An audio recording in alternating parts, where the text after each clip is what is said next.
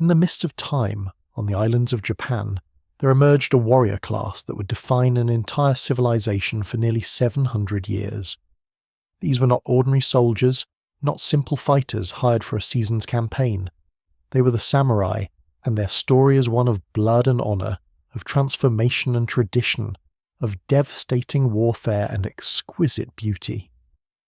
This is the tale of how a group of provincial guards became the ruling elite of a nation, how their code of conduct shaped Japanese society for centuries, and how their legacy continues to resonate across the world today. To understand the samurai, we must first journey back to an era when Japan itself was still finding its identity. The archipelago of islands that would become the nation of Japan had been inhabited for thousands of years. Archaeological evidence suggests that people migrated to these islands from various parts of Asia, including the Korean peninsula and mainland China, bringing with them different cultures, languages, and ways of life. By the time written records began to emerge, Japan had already developed its own unique cultural identity, shaped by its geography, its isolation, and its synthesis of indigenous traditions with influences from the Asian mainland. In the 8th century, during what historians call the Heian period, Japan's political structure centered around the imperial court in Kyoto. The emperor, considered a descendant of the sun goddess Amaterasu according to Shinto belief, presided over an aristocratic society of nobles and courtiers.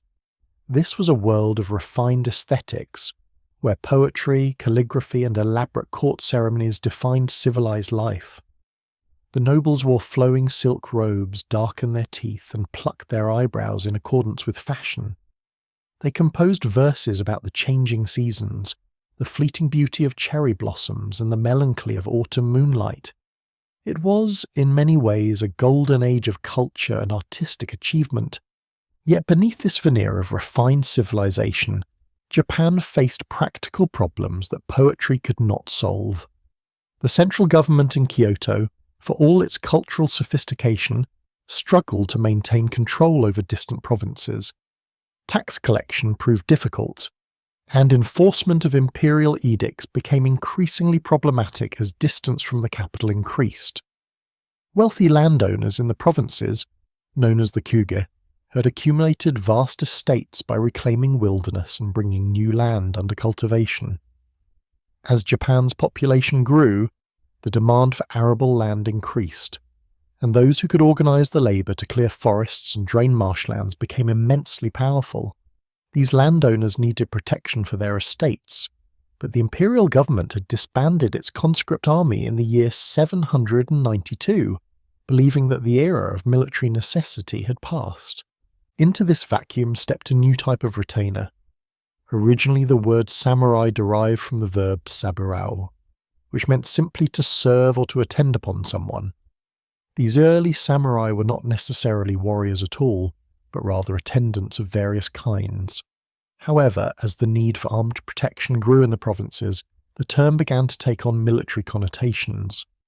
Wealthy landowners began hiring armed men to guard their estates, to settle disputes with neighbours, and to protect their interests against bandits and rivals. These hired warriors came from various backgrounds, some from lesser nobility, others from farming families with a martial tradition. What united them was their willingness to use force in service of their masters and their growing expertise in the arts of combat. The transformation from simple guards to a recognized warrior class occurred gradually over several centuries. During the early Heian period, the imperial government launched campaigns to subdue indigenous peoples in the northern regions, particularly the Emishi people who inhabited what is now the Tohoku region. These military expeditions required capable commanders, and the government began granting the title of shogun, meaning great general, to leaders of these campaigns. Though the title was initially temporary, granted only for the duration of a specific military campaign, it represented official recognition of military authority outside the traditional court structure. The warriors who fought in these campaigns gained experience, prestige, and a sense of identity as a military class distinct from the courtiers and bureaucrats of the capital. As decades passed, certain families became particularly associated with military prowess.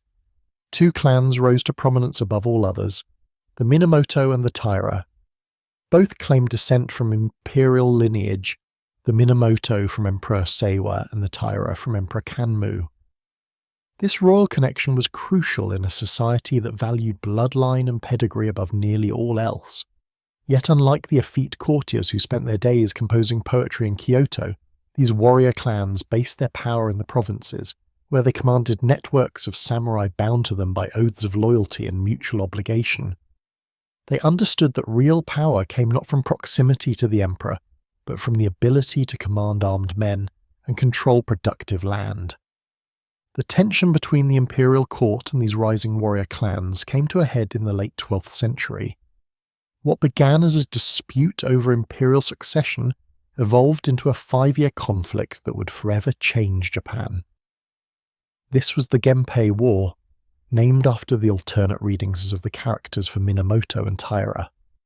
In 1180, Prince Mochihito, feeling himself unjustly denied the throne, issued a call to arms to various samurai families and Buddhist monasteries. This call found eager recipients among the Minamoto clan, who had suffered defeat and persecution at the hands of the dominant Taira some 20 years earlier. The young Minamoto leader who would answer this call was named Yoritomo. He had been spared execution after his father's defeat only because of his youth, living in exile in the eastern provinces.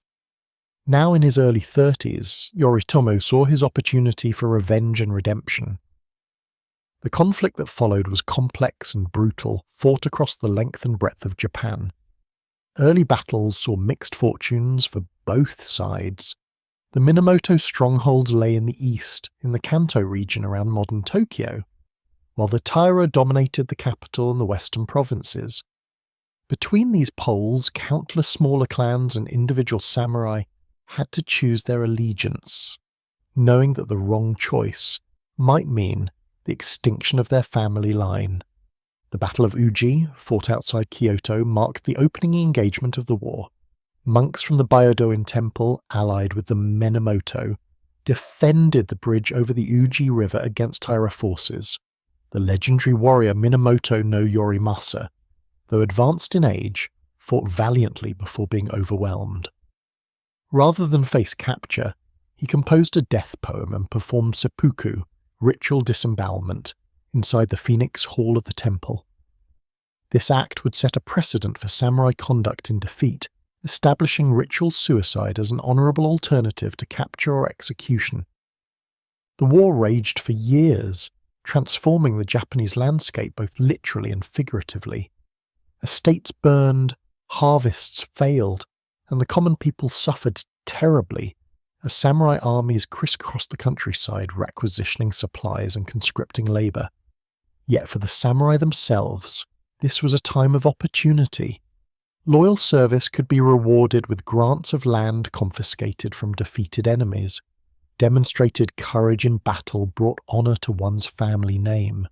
The skills developed during this extended conflict, the tactics and strategies refined through hard experience, would form the foundation of samurai military tradition for centuries to come.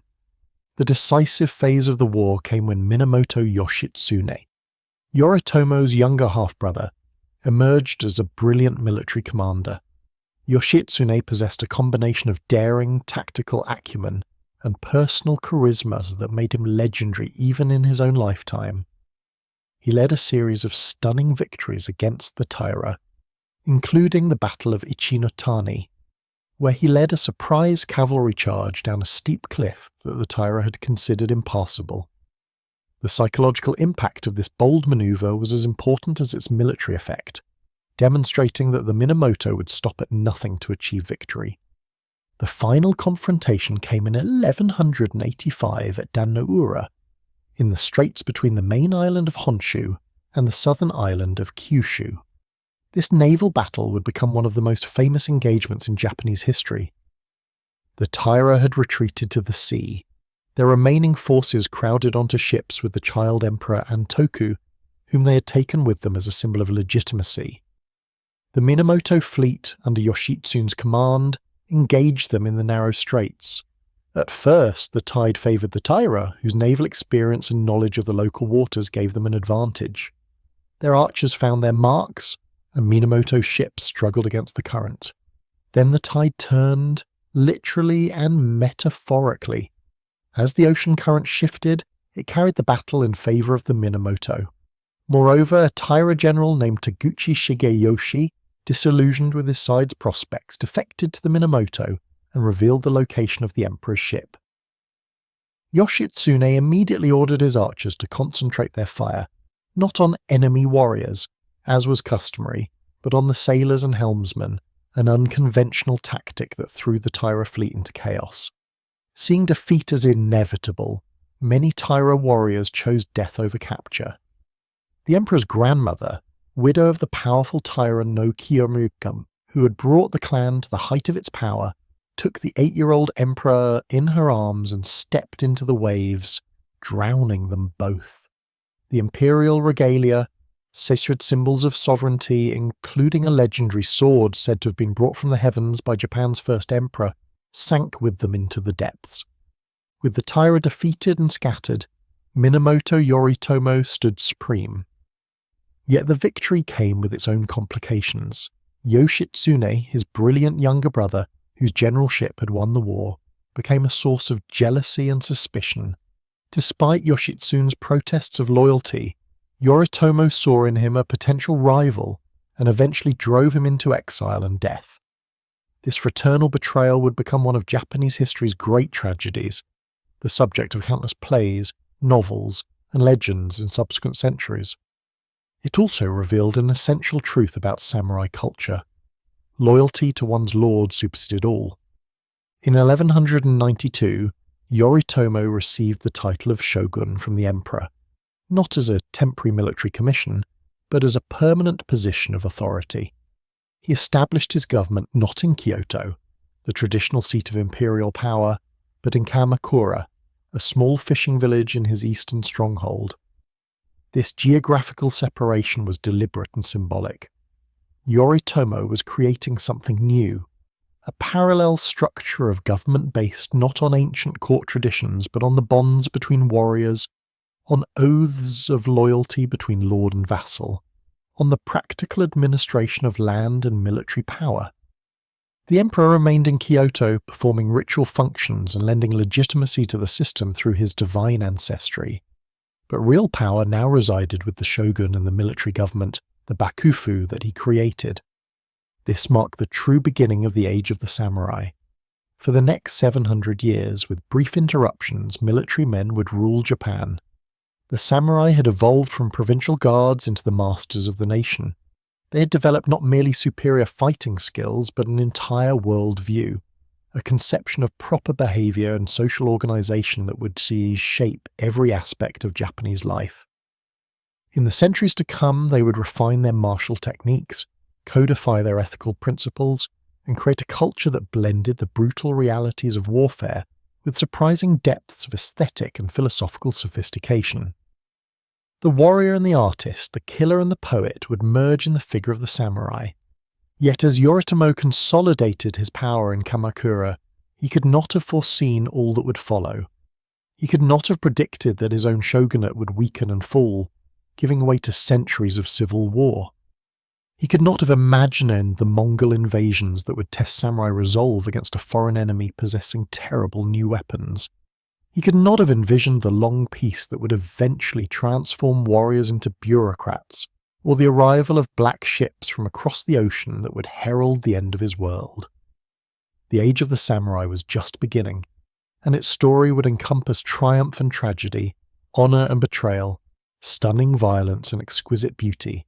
It would be a tale worthy of the warriors themselves, larger than life yet grounded in the harsh realities of human ambition and the eternal struggle for power. The Kamakura shogunate that Minamoto Yoritomo established represented a fundamental shift in how Japan was governed. For centuries, the imperial court had administered the country through a complex bureaucracy of noble families, each jockeying for position and influence within the rarefied atmosphere of Kyoto. Provincial governors, appointed from among the aristocracy, theoretically represented imperial authority in distant regions, but their effectiveness had long been questionable at best. Now, Yoritomo imposed a new system that bypassed much of this traditional structure. He appointed his own men, samurai loyal to him personally, to positions of authority throughout the country. These military governors, called shugo, were responsible for maintaining order, collecting taxes, and mobilizing warriors in times of need. Below them, local land stewards, called jito, managed individual estates and ensured that revenue flowed to Kamakura. This system was revolutionary in its simplicity and effectiveness. Rather than relying on distant nobles who viewed provincial appointments as temporary inconveniences, Yoritomo created a network of warriors whose interests were directly tied to their territories. These men were not aristocrats playing at governance. They were fighters who understood power in its most basic form. They knew that authority came from the ability to command loyalty and enforce decisions, not from elegant calligraphy or proper court etiquette. Yoritomo kept himself indispensable by controlling all appointments, all rewards, all disciplinary actions. Every samurai who wished to improve his position, every warrior seeking justice in a dispute, every military man hoping for recognition, had to appeal to the shogun in Kamakura. In this way, Yoritomo wove a web of personal obligation and dependence that bound the samurai class to his leadership. The culture that developed within this military government differed markedly from the refined aestheticism of the imperial court. Samurai prized martial skills, physical courage, and straightforward loyalty over the subtle machinations and cultural accomplishments valued by courtiers. Their education focused on horsemanship, archery, and swordsmanship rather than poetry and court music. They wore practical armour and carried weapons rather than elaborate silk robes. They lived in fortified residences that could double as defensive positions rather than elegantly appointed mansions. This is not to say that samurai were uncultured brutes. Many were literate and appreciated art and beauty. However, their culture centered on different values shaped by the demands of their profession and the realities of their power base. Soldiers. The yumi stood over 2 meters tall, with the grip positioned about 1/3 from the bottom rather than in the center, as with Western bows. This unusual design allowed it to be used effectively from horseback while still delivering arrows with tremendous force. A skilled archer, mounted on a well-trained horse, could loose arrow after arrow with devastating accuracy while moving at speed. The ability to shoot accurately from horseback became the defining skill of the elite samurai, so much so that the term for the warrior's way of life during this period was Kyuba no Michi, the way of horse and bow. Armour also evolved to meet the demands of this style of warfare. The yoroi, or great armour, consisted of hundreds of small iron or leather plates bound together with silk or leather cords. This construction provided flexibility while still offering protection against arrows and sword cuts. The armour was designed to be relatively light, allowing a mounted warrior to move freely and to swim if necessary, an important consideration in an island nation with numerous rivers and coastal areas. Distinctive helmet, or kabuto, protected the head and featured a flared neck guard to deflect arrows coming from behind. Many helmets bore prominent family crests or decorative elements that served both to inspire one's own troops and to identify the wearer in the chaos of battle. The effect was both functional and theatrical, turning each samurai into an imposing figure on the battlefield. The philosophy underlying samurai warfare during this period emphasized individual combat and personal glory. Battles often began with individual warriors riding forth to call out their names, lineage, and notable deeds, challenging worthy opponents to single combat. This practice, known as nano-ri, served both practical and cultural functions. Practically, it helped warriors identify enemies worth fighting, as defeating a renowned opponent brought more honour than cutting down an anonymous foot soldier. Culturally, it reinforced the importance of family heritage and personal reputation. A samurai's name was his most precious possession, the sum of his ancestors' achievements and his own deeds. To die in battle after proclaiming one's name ensured that word of one's courage would return to one's family. To flee after making such a proclamation brought shame not just to oneself but to one's entire lineage. This emphasis on individual combat and personal honor would later be codified in the concept of Bushido, but during the Kamakura period, it was still an evolving set of practices rather than a formal code. Samurai were expected to show courage, to be loyal to their lord, and to value their reputation above their lives. However, the reality of samurai warfare was often far removed from the romantic ideals that would later be imposed upon it. Betrayals were common, alliances shifted, and pragmatism often trumped principle. A samurai who found himself on the losing side might switch allegiance to save his family's lands. Defeated enemies might be shown mercy if they could prove useful, or if they had connections that made killing them politically problematic. The severed heads of defeated enemies were collected and presented as proof of military service, a grisly practice that had significant implications for rewards and recognition.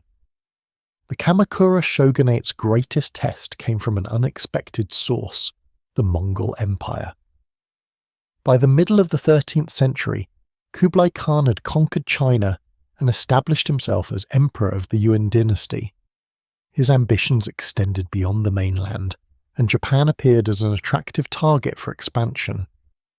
In 1274, the Khan sent an invasion force of approximately 30,000 troops, including Mongol cavalry, Chinese infantry and Korean sailors, across the sea to Kyushu, Japan's southernmost main island.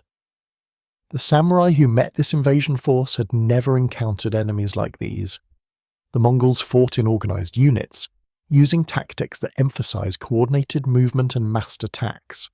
They employed explosive grenades, terrifying weapons that the Japanese had never seen before.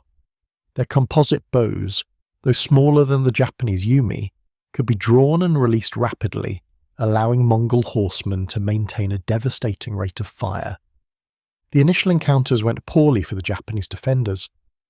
The Mongol commanders showed no interest in the samurai tradition of individual combat. When Japanese warriors rode forward to announce their names and challenge opponents to dueling, they were met with coordinated volleys of arrows from organized units. This was warfare on a scale, and with a discipline that the samurai had never experienced. Yet the Japanese had advantages of their own.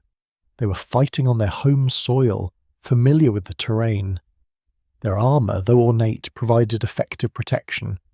And most critically, the Mongol invasion force had come across treacherous waters, and their ships were not designed for extended campaigns, or for weathering the typhoons that could suddenly arise in these seas. Kublai Khan, however, was not easily discouraged. For the next several years, he made preparations for a second, much larger invasion. In 1281, he assembled a massive force of over 100,000 men carried in thousands of ships.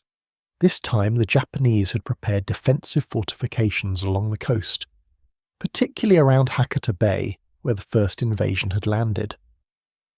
They had built stone walls to prevent easy landing, and had organized their forces for coordinated defense. When the massive Mongol armada arrived, they found the landing more difficult than anticipated.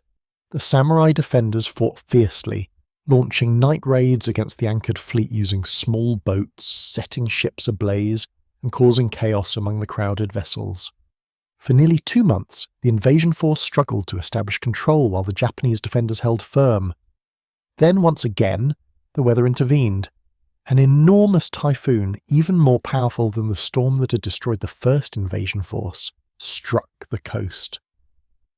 The Mongol fleet, packed with men and supplies and anchored in exposed waters, was utterly devastated. Thousands of ships sank and tens of thousands of men perished in the waves. The survivors who made it back to the mainland brought tales of disaster that discouraged any further attempts at invading Japan. The psychological impact of these failed invasions was profound. The Japanese, and particularly the samurai class, came to believe that their islands were specially protected by the gods, that Japan was a divine land immune to foreign conquest. This belief would persist for centuries, contributing to a sense of Japanese exceptionalism. However, the military strain of preparing for and repelling these invasions, combined with the financial cost of maintaining coastal defences, weakened the Kamakura shogunate. Many samurai who had fought in the defense of Japan expected rewards for their service, but there were no conquered lands to distribute, no defeated enemies whose estates could be confiscated and redistributed. The samurai had been defending their own country, and while this was necessary and honourable, it did not generate the spoils that typically rewarded military service. Discontent grew, particularly among those who had incurred debts to finance their war preparations or who had suffered losses without compensation. By the early 14th century, the Kamakura shogunate was in decline. Emperor Go-Daigo, from his ceremonial position in Kyoto, saw an opportunity to restore imperial rule. In 1333, he successfully rallied various dissatisfied samurai and overthrew the shogunate. However, his restoration of direct imperial rule proved short-lived. The samurai had been the de facto rulers of Japan for too long to easily accept a return to court-based governance. Within just a few years, a new military strongman, Ashikaga Takauji, seized power and established his own shogunate, moving the seat of government to the Muromachi district of Kyoto. The Ashikaga shogunate, also known as the Muromachi period, lasted from 1336 until 1573, but it was never as strong or stable as the Kamakura government had been. The Ashikaga shoguns struggled to maintain control over increasingly independent regional warlords. These daimyo or feudal lords built up their own armies, administered their own domains, and often acted more like independent rulers than vassals of the shogun. Local disputes escalated into regional conflicts, and regional conflicts threatened to engulf the entire nation in warfare. The court nobles in Kyoto, shorn of any real power, could only watch as military men fought over the carcass of central authority. Despite this political instability, or perhaps because of it, the Muromachi period saw remarkable cultural developments. The proximity of the shogunal government to the imperial court in Kyoto led to a fusion of warrior and aristocratic cultures. Samurai began to appreciate and participate in the refined arts that had previously been the exclusive domain of courtiers. Zen Buddhism, which had been introduced from China, found particularly fertile ground among the samurai class. Zen's emphasis on meditation, discipline, and sudden enlightenment appealed to warriors who valued mental as well as physical training. The stark aesthetic of Zen, with its appreciation for simplicity and natural forms, influenced everything from garden design to the tea ceremony. This was the period that saw the development of many arts and practices that would later be seen as quintessentially Japanese. The tea ceremony, or chanoyu, evolved from simple tea drinking into an elaborate ritual that required years of study to master. The creation of a tea room, the selection and appreciation of tea implements, the precise movements of preparing and serving the tea, all became opportunities for demonstrating refined taste and spiritual cultivation. Samurai lords spent fortunes on famous tea bowls and competed to obtain rare tea implements. The greatest practitioners of tea ceremony were often samurai, and the intimate setting of the tea house became a place where important political discussions could occur away from the formalities of court or castle. The performing arts also flourished during this period. No theatre, with its masked actors, stylized movements, and profound themes drawn from Buddhist and classical literature, became the preferred entertainment of the samurai class. Unlike the more boisterous kabuki that would develop later, No was austere and refined, its stories often dealing with themes of duty, honour, and the impermanence of life, subjects that resonated deeply with warriors who lived always with the prospect of death. The greatest playwrights of No, Kan'ami and his son Zeami, received patronage from shoguns and created works that are still performed today 6 centuries later. Yet beneath this cultural flowering, Japan was sliding toward chaos. In 1467, a succession dispute among the Ashikaga family sparked the Onin War, a conflict that devastated Kyoto and destroyed the last vestiges of shogunal authority. For over a decade, armies fought in and around the capital, reducing much of the city to rubble. Temples burned, palaces crumbled, and the population fled. When the fighting finally petered out, there was no clear victor, no resolution to the underlying disputes. Instead, what emerged was a landscape of competing warlords, each ruling his own domain and answerable to no higher authority. Japan had entered the Sengoku period, the age of warring states, and it would take over a century of bloodshed before the country would be unified again. The Sengoku period, which lasted from roughly 1467 until 1600, was the most violent and chaotic era in Japanese history. The collapse of central authority meant that ambition and military might become the sole determinants of power. Traditional hierarchies broke down. A capable general from a minor family could overthrow his lord and establish his own dynasty. Peasant foot soldiers who demonstrated talent could rise to become generals and even daimyo. This was an era of Gekkokujo, the low overcoming the high, when the old social order seemed to have dissolved entirely. In this environment of constant warfare and social upheaval, the samurai reached both the pinnacle of their military development and the nadir of their social function. Warfare during the Sengoku period differed dramatically from the earlier style of individual combat between mounted archers. Armies grew much larger, sometimes numbering in the tens of thousands. Infantry became increasingly important, particularly ashigaru, foot soldiers armed with spears who fought in organised units. These were not samurai but common people, farmers and townsmen who could be mobilised in large numbers. The introduction of firearms, brought to Japan by Portuguese traders in 1543, revolutionised warfare entirely. Within decades, Japanese swordsmiths had learned to manufacture matchlock muskets in large quantities, and daimyo who could afford to equip their armies with guns gained tremendous military advantages. The Tanegashima, as the Japanese called these matchlock rifles, fundamentally changed battlefield tactics. Massed volleys of gunfire could devastate cavalry charges that would have been unstoppable in earlier eras. Armies began to use combined arms tactics, coordinating the movements of arquebus-armed infantry, spear-wielding ashigaru, and mounted samurai. Castles became more elaborate and sophisticated, with multiple defensive walls, firing positions designed for guns, and massive stone foundations that could withstand cannon fire.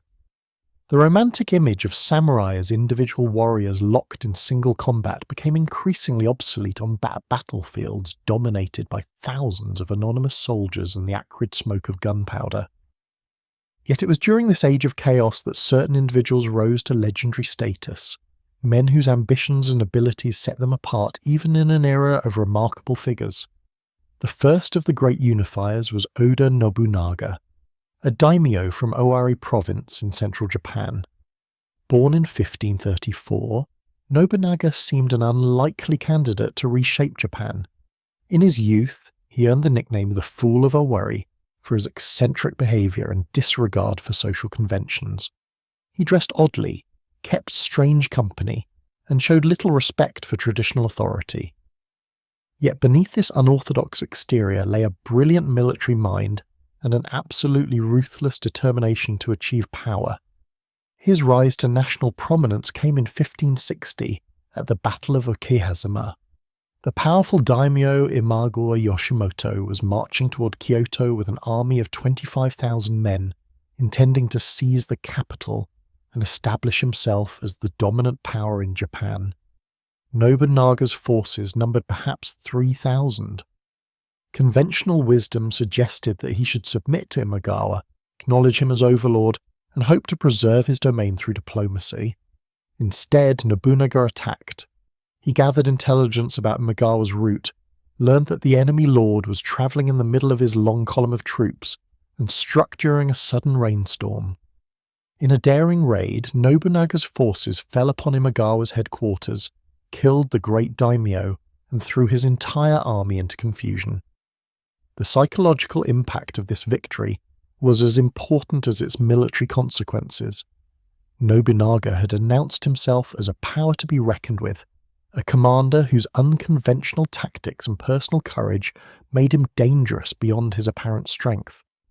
Over the following years, Nobunaga expanded his territory through a combination of military conquest, strategic alliances, and political marriages. He formed an alliance with Tokugawa Ieyasu, a capable daimyo from the neighbouring province who would prove both a valuable ally and an eventual successor to Nobunaga's unifying mission.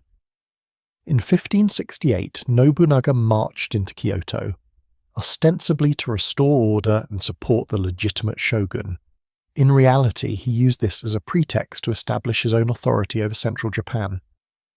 The shogun became little more than a figurehead, and when he proved troublesome, Nobunaga simply deposed him, demonstrating his complete disregard for traditional sources of legitimacy. What set Nobunaga apart from other warlords was not just his military skill, but his systematic approach to consolidating power. He was one of the first daimyo to truly embrace firearms, training large units of arquebusiers and integrating them effectively into his battle strategies. At the Battle of Nagashino in 1575, Nobunaga demonstrated the devastating effectiveness of massed gunfire against traditional cavalry charges. His enemy, Takeda Katsuyori, possessed perhaps the finest cavalry in Japan, mounted samurai whose charges had broken countless enemy formations. Nobunaga positioned 3,000 musketeers behind wooden palisades and had them fire in rotating volleys, maintaining a continuous rain of bullets. The Takeda cavalry charges, no matter how brave, no matter how skilled the individual riders, were cut down in waves. It was a slaughter that marked the end of an era, the moment when technology definitively superseded traditional martial skill. Nobunaga also understood the importance of economic power. He encouraged trade and commerce in his domains, reduced barriers to merchants, and even built castle towns designed to attract artisans and traders. He abolished toll stations on roads, making travel and commerce easier. He issued new currency and worked to standardize weights and measures. These policies increased his revenues and made his domains prosperous, providing the economic foundation for his military campaigns. Unlike many daimyo who viewed merchants with contempt as social inferiors, Nobunaga recognized that wealth creation was as important as battlefield victories. His treatment of religious institutions revealed both his pragmatism and his cruelty. Buddhism in 16th century Japan was not just a spiritual tradition, but a political and military force. Certain Buddhist sects, particularly the Ikko-Ikki, had organized their followers into armed communities that controlled territories and challenged daimyo authority. The warrior monks of Mount Hiei near Kyoto had for centuries used their religious prestige and military strength to influence politics.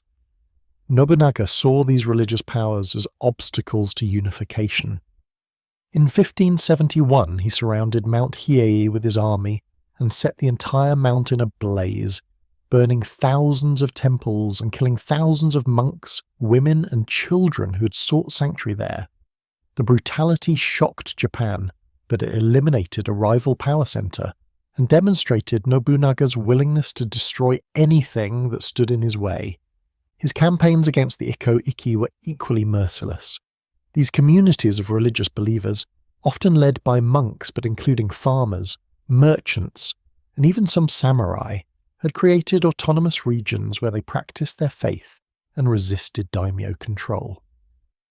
Nobunaga spent years reducing their fortresses, starving them out and crushing their resistance. When he finally captured their stronghold at Ishiyama Honganji after 10 years of warfare, he razed it completely. Where it had stood, he began construction of a massive castle, Osaka Castle, though he would not live to see it completed. The message was clear. There would be no power in Japan independent of his authority. Unification seemingly within reach, he was betrayed. One of his generals, Akechi Mitsuhide, turned against him for reasons that remain debated by historians. Perhaps Akechi felt humiliated by Nobunaga's harsh treatment, or perhaps he feared for his own position. Whatever the motivation, Akechi surrounded the temple where Nobunaga was staying in Kyoto with his army. Nobunaga, realizing an escape was impossible and capture unthinkable, fought until wounded, and then committed seppuku. His body was burned in the temple fire, and his remains were never found. He was 48 years old, cut down at the moment when his dream of unifying Japan seemed almost within his grasp. The news of Nobunaga's death threw Japan into turmoil. Who would inherit his domains and his mission? Akechi Mitsuhide hoped to establish himself as Nobunaga's successor, but he had reckoned without the ambition and speed of another of Nobunaga's generals. Toyotomi Hideyoshi, upon hearing of his lord's death, was campaigning in the west. He immediately made peace with his enemies, raced back toward Kyoto, and engaged Akechi's forces at the Battle of Yamazaki just 13 days after Nobunaga's assassination. Hideyoshi's victory was complete, and Akechi, fleeing the battlefield, was killed by bandits. Hideyoshi had avenged his master and positioned himself as Nobunaga's natural successor. Toyotomi Hideyoshi's rise represented one of the most remarkable social ascensions in Japanese history. Born a peasant, the son of a common foot soldier, Hideyoshi had entered Nobunaga's service as a lowly sandal bearer. His cleverness, energy and loyalty earned him gradual promotions until he became one of Nobunaga's most trusted generals. His military talents were considerable, but his real genius lay in diplomacy and political maneuvering. Where Nobunaga had been harsh and uncompromising, Hideyoshi could be flexible and persuasive. He understood how to build coalitions, when to fight and when to negotiate, and how to turn enemies into allies. After defeating Akechi, Hideyoshi spent the next several years consolidating his control over Nobunaga's former domains and expanding his authority. He could not claim the title of shogun, as he lacked the necessary aristocratic bloodline. Instead, he had himself adopted into the Fujiwara family, an ancient noble clan, and took the position of Kampaku, or imperial regent, the highest official position in the court hierarchy. This gave him legitimate authority to command all daimyo in the emperor's name. One by one, through a combination of military pressure, diplomatic negotiation, and strategic marriages, Hideyoshi brought the regional warlords under his control. By 1590, he had achieved what Nobunaga had been attempting, the unification of Japan under a single authority for the first time in over a century. Hideyoshi's policies as the effective ruler of Japan were far-reaching and transformative. He conducted land surveys throughout the country, establishing standardized measurements and clarifying property rights. This allowed for more efficient tax collection and reduced disputes between neighbouring domains. He issued edicts that froze the social classes into rigid categories: samurai, farmers, artisans, and merchants. Movement between classes was forbidden. This was partly to ensure social stability after decades of upheaval, but it also served to prevent the kind of social mobility that had characterized the Sengoku period, and that had allowed someone like Hideyoshi himself to rise from peasant to ruler. Most significantly, Hideyoshi implemented what became known as the sword hunt, ordering the confiscation of all weapons from the non-samurai population. The stated purpose was to collect metal for building a great statue of Buddha, a pious act that would supposedly bring peace to the realm. The real purpose was to disarm the peasantry and eliminate their ability to engage in warfare or rebellion. For decades, common people had been mobilized as ashigaru, foot soldiers who could rise to positions of importance through military service. Now, Hideyoshi was closing that path, ensuring that only the samurai class would have the right to bear arms, and that only those already in the warrior class could remain there. This created the rigid social stratification that would characterize the Tokugawa period and fundamentally altered the nature of the samurai class itself. With Japan unified and at peace, Hideyoshi's ambitions turned outward. He conceived a grandiose plan to conquer China, creating an Asian empire with himself as its master. Korea, he believed, would allow his armies passage to attack the Chinese Ming dynasty. When Korea refused, Hideyoshi launched an invasion in 1592, sending over 150,000 troops across the strait to the Korean peninsula. Initially, the Japanese forces advanced rapidly, their superior firearms and combat experience overwhelming Korean defences. Within months, they had captured Seoul and pushed north toward the Chinese border. The invasion dragged on for years, punctuated by negotiations and brief truces that led nowhere. Hideyoshi, aging and increasingly erratic, refused to acknowledge the reality of the situation. He demanded that Korea and China submit to him, that the Chinese emperor recognize him as an equal, and that they send him tribute. These demands were non-starters, but Hideyoshi would not relent. In 1597, he launched a second invasion, sending another massive force to Korea. The results were no better than before. The Japanese forces were worn down by constant fighting, disease, and logistical problems. Korean and Chinese forces gradually gained the upper hand. Then in 1598, Hideyoshi died.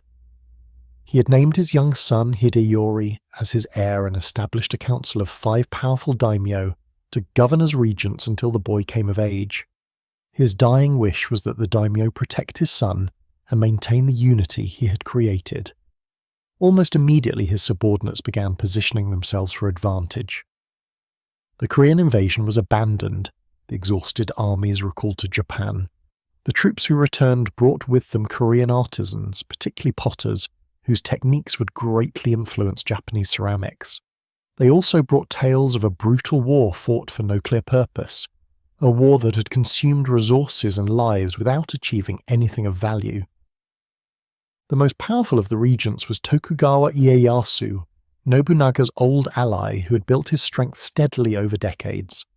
Patient, cautious, and deeply strategic, Ieyasu had survived the tumultuous decades by knowing when to fight and when to wait.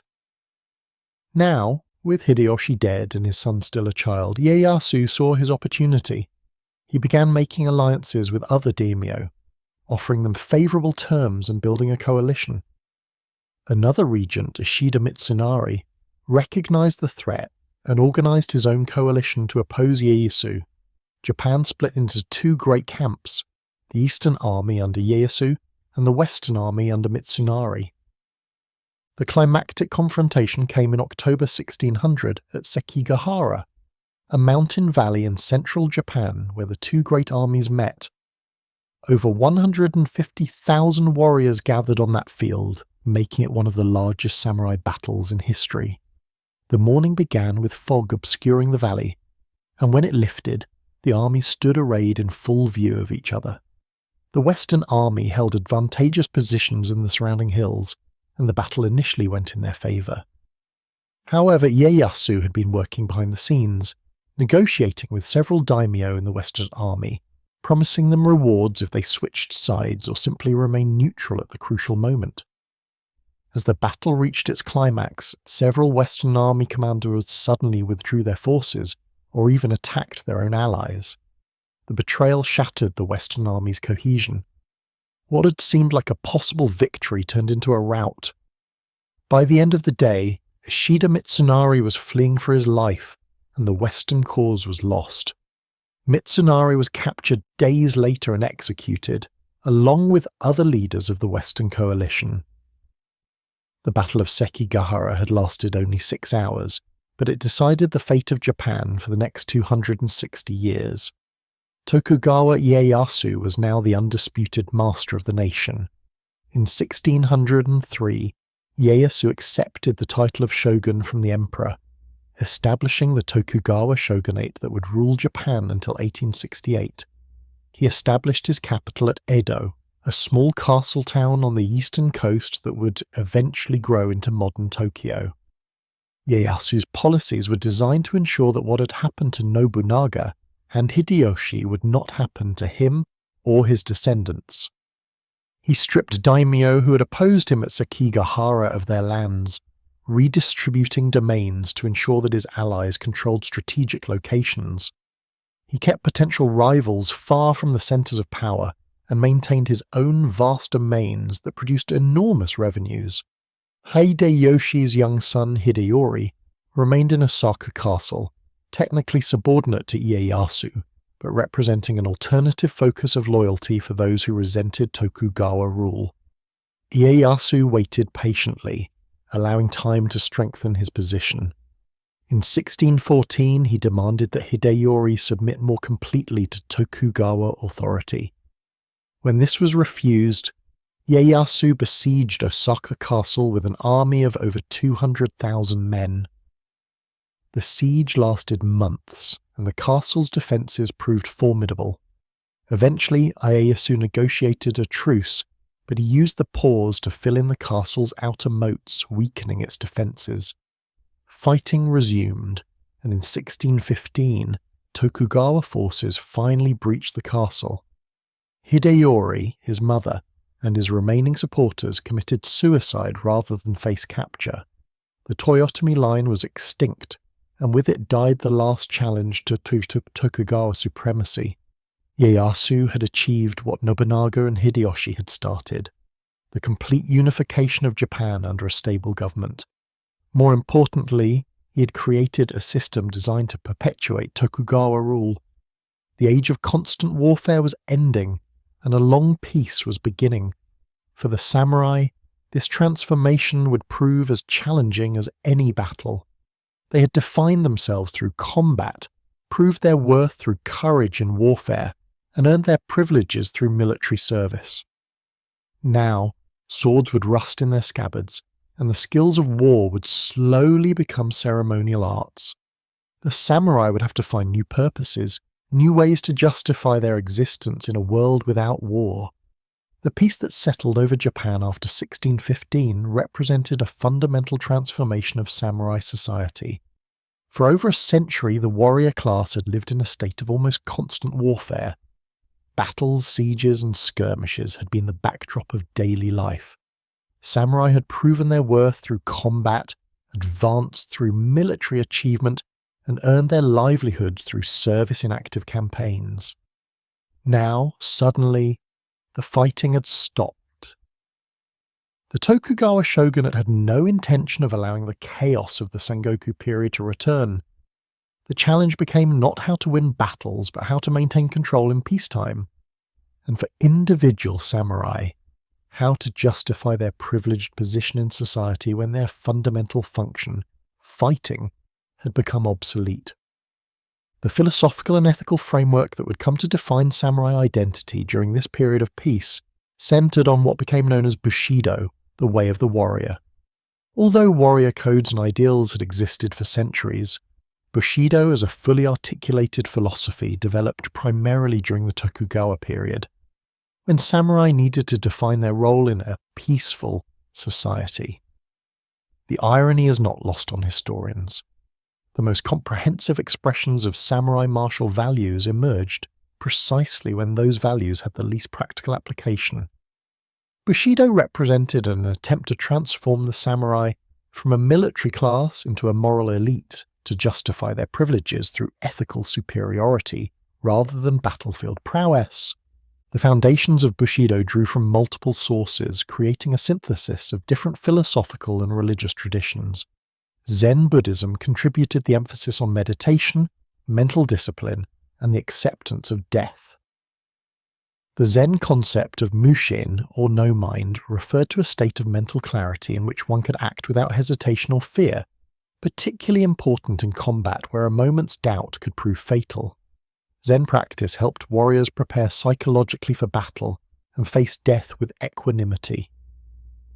The stark aesthetic of Zen, its appreciation for simplicity and directness, also influenced samurai culture more broadly, from tea ceremony to garden design.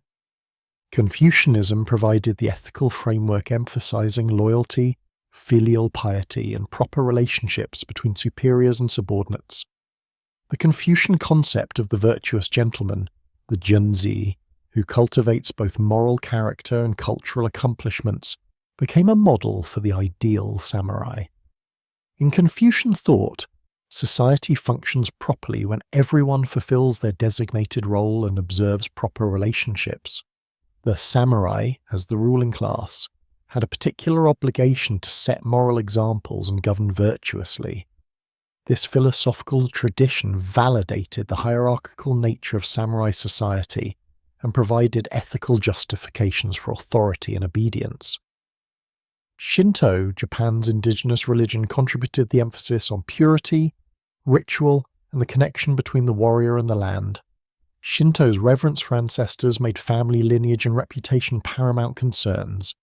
The samurai's preoccupation with honor can be traced partly to Shinto concepts of maintaining spiritual purity and avoiding pollution. Cowardice or betrayal were not merely personal failings, but spiritual contaminations that affected one's family and descendants. This made death preferable to dishonor, as an honorable death preserved the family's spiritual integrity, while shameful survival polluted it. From these philosophical streams emerged the 8 virtues typically associated with Bushido. Ji, or rectitude, demanded that the samurai make correct decisions and take proper action even when difficult or dangerous. A samurai was expected to have the moral courage to do what was right regardless of consequences. Yuki, courage, meant not merely physical bravery, but the strength to act virtuously in all circumstances. Courage without rectitude was merely violence. Rectitude without courage was ineffectual. The 2 virtues were inseparable. Jin, benevolence or compassion, required the samurai to show mercy and kindness to those weaker than himself. This virtue balanced the warrior's capacity for violence, ensuring that strength was used protectively rather than oppressively. Rei, respect or politeness, governed social interactions and ensured that even in conflict, proper forms were observed. Makoto, honesty and sincerity demanded that one's words and actions align, that promises be kept, and that deception be avoided except when serving a higher purpose. A samurai's word was considered absolutely binding. Finally, Josei, self-control, required the warrior to master his emotions and desires, to act according to principle rather than impulse. Displays of excessive emotion were considered weaknesses. The ideal samurai maintained composure under all circumstances, faced death without flinching, and endured suffering without complaint. This emotional discipline extended to all aspects of life, from the tea ceremony to the battlefield. These virtues were most comprehensively articulated in texts written during the Tokugawa period, particularly the Hagakure, a collection of thoughts and anecdotes compiled by Yamamoto Tsunetomo in the early 18th century. The Hagakure opens with one of the most famous statements of samurai philosophy: "The way of the warrior is found in death." This did not mean that samurai should seek death recklessly, but rather that by accepting death and mentally preparing for it, the warrior freed himself from fear and could act with complete commitment. The text emphasized that samurai should make every decision as if they had already died, removing self-interest and calculation from their actions. However, the Hagakure and similar texts also reveal tensions and anxieties within samurai culture during the long peace. Yamamoto wrote nostalgically about earlier generations of warriors, lamenting that contemporary samurai had grown soft and concerned with comfort. He worried that martial skills and warrior spirit were declining, that samurai were becoming mere bureaucrats. His emphasis on death and absolute loyalty can be read partly as a reaction against this perceived decline, an attempt to preserve or recreate authentic warrior values in an age when they seemed increasingly irrelevant. The practical reality of samurai life during the Tokugawa period often contradicted the ideals of Bushido. Most samurai spent their days performing administrative tasks, managing paperwork, or serving in ceremonial capacities. They were essentially government bureaucrats who happened to wear swords. Combat skills were maintained through practice and training, but many samurai went their entire lives without drawing their swords in anger. The lower-ranking samurai, in particular, often lived in poverty despite their privileged status.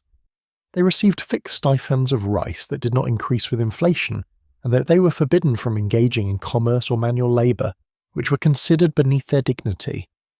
Pride and penury coexisted uncomfortably. The practice of seppuku, ritual suicide through disembowelment, became the ultimate expression of samurai honour during this period. Although the practice had ancient roots, it became more formalised and frequent during the Tokugawa era. Seppuku could be ordered as a punishment, in which case it was considered a privilege that allowed the samurai to die with honour rather than face execution like a common criminal. It could also be voluntary, performed to take responsibility for failure, to follow one's lord in death, to protest an injustice, or to preserve honour when capture was imminent. The ritual itself was elaborate and strictly choreographed. The samurai would bathe and dress in white robes, write a death poem, and then position himself on a special cloth. Using a short blade, he would cut open his abdomen, first horizontally and then vertically. This method was chosen precisely because it was agonizing and difficult, demonstrating the samurai's courage and self-control in his final moments.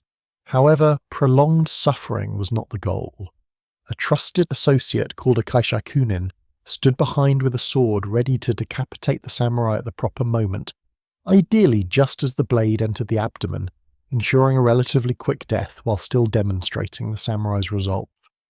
The entire ritual required enormous physical courage and mental discipline, and successful performance was considered the ultimate proof of samurai virtue. The Tokugawa period also saw significant development in martial arts, though the nature of training changed to reflect peacetime realities. The art of kenjutsu, sword fighting, had previously been a practical combat skill. Now it evolved into a more systematic discipline, with different schools, or ryu, each preserving its own techniques and philosophies. Training became more formalized, with kata, predetermined sequences of movements, replacing free sparring to reduce injuries. The use of bamboo swords, shinai, allowed for more dynamic practice without the danger of live blades. The broader education of samurai expanded significantly during this period. Where warrior education had once focused almost exclusively on martial skills, Tokugawa-era samurai were expected to be scholars as well. They studied Confucian classics, practiced calligraphy, composed poetry, and engaged with art and literature. The ideal samurai was bunbu ryodo, accomplished in both martial and civil arts. Domain schools were established to educate samurai youth, teaching both traditional warrior skills and scholarly subjects. This broader education created a samurai class capable of complex administration, but also, paradoxically, increasingly capable of questioning the system they administered. The rigid social hierarchy that Toyotomi Hideyoshi had begun and the Tokugawa shogunate continued divided Japanese society into four main classes, with samurai at the top. Below them were farmers, then artisans, and finally merchants. This hierarchy reflected Confucian values that prized agriculture over commerce and honoured productive labour over mere trade. In reality, the merchant class grew increasingly wealthy during the Long Peace, while many samurai struggled financially. Merchants could not formally hold political power or even carry swords, but they controlled the money supply and could manipulate the economy to their advantage. Samurai, with their fixed incomes and prohibition against engaging in trade, often found themselves indebted to the very merchants they theoretically outranked. The Sankin Kotai system, established by the shogunate, required all the daimyo to maintain residences in Edo and spend alternate years there. When they returned to their domains, they had to leave their wives and children in Edo as hostages. This system served multiple purposes. It kept potential rebels under observation, the threat to their families deterring rebellion. It also impoverished the daimyo, as maintaining dual households and travelling with large retinues was enormously expensive. The processions of daimyo travelling to and from Edo, with hundreds or thousands of retainers, became regular features of Tokugawa Japan, and the roads connecting major cities were developed to accommodate this traffic. This constant movement of people stimulated economic development and cultural exchange. Castle towns grew into cities, merchant districts flourished, and a vibrant urban culture emerged. Edo itself became one of the largest cities in the world, with over 1 million inhabitants by the 18th century. Yet this prosperity and urbanization also created social tensions. The samurai class, confined to their role as warriors and administrators, watched as merchants became wealthy, as popular culture developed beyond their control, and as their own relevance seemed to diminish. They remained privileged, retaining the right to carry swords and the theoretical authority to cut down any commoner who showed disrespect. But this privilege increasingly felt hollow. The cultural productions of the Tokugawa period reflect these tensions and transformations. Woodblock prints, ukiyo-e, depicted the floating world of urban entertainment districts, with courtesans, actors, and scenes from daily life. These images, affordable and widely distributed, created a visual culture accessible to all classes. Samurai appeared in these prints, but often as figures from history or legend, rather than contemporary reality. The warriors who fought at Sekigahara, or who served the 47 Ronin, became the subjects of artistic celebration, while actual Tokugawa-era samurai administered rice distributions and recorded tax receipts. Literature of the period similarly revealed the gap between samurai ideals and reality. Tales of martial valour from earlier eras remained popular, providing nostalgic escape from mundane present circumstances. New genres emerged, particularly in the pleasure districts of major cities, that depicted contemporary urban life with its complications and contradictions. The bunraku puppet theatre and kabuki drama, initially popular entertainments for commoners, attracted samurai patrons despite official disapproval. These performances often featured historical samurai as characters, but they were interpreted through contemporary sensibilities, and the theatrical portrayals sometimes diverged significantly from historical reality. The weapons that defined samurai identity also underwent transformation during this peaceful era. The katana, the curved sword that had become emblematic of the samurai, evolved from a practical weapon into a symbol of status and art object. During the Sengoku period, swords had been tools of war, used hard and replaced when broken. Now sword-making became a refined art form, with master craftsmen spending months on a single blade. The forging process involved folding steel repeatedly to create thousands of layers, producing blades of remarkable sharpness and beauty. The differential hardening technique created the distinctive wavy line, the hamon, along the blade where harder-edged steel met softer spine steel. Connoisseurs learned to appreciate subtle variations in hamon patterns, in the texture of the steel, in the curve of the blade. Swords became family treasures, passed down through generations and carrying the accumulated honour of all who had wielded them. A samurai might never draw his sword in actual combat, but it remained the physical embodiment of his identity and status. The sword was said to be the soul of the samurai, and how he wore it, maintained it, and drew it spoke volumes about his character and breeding. Different schools taught different styles of drawing and cutting, turning these movements into aesthetic performances as much as combat techniques.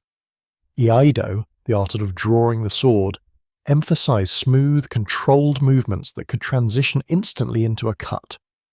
The goal was to achieve perfect form where the drawing, cutting, and resheathing flowed as a single motion, expressing the swordsman's inner clarity. Armour also became increasingly ornate and ceremonial. Where Sengoku-era armour had been designed primarily for protection in actual combat, Tokugawa-era armour emphasized display and symbolism.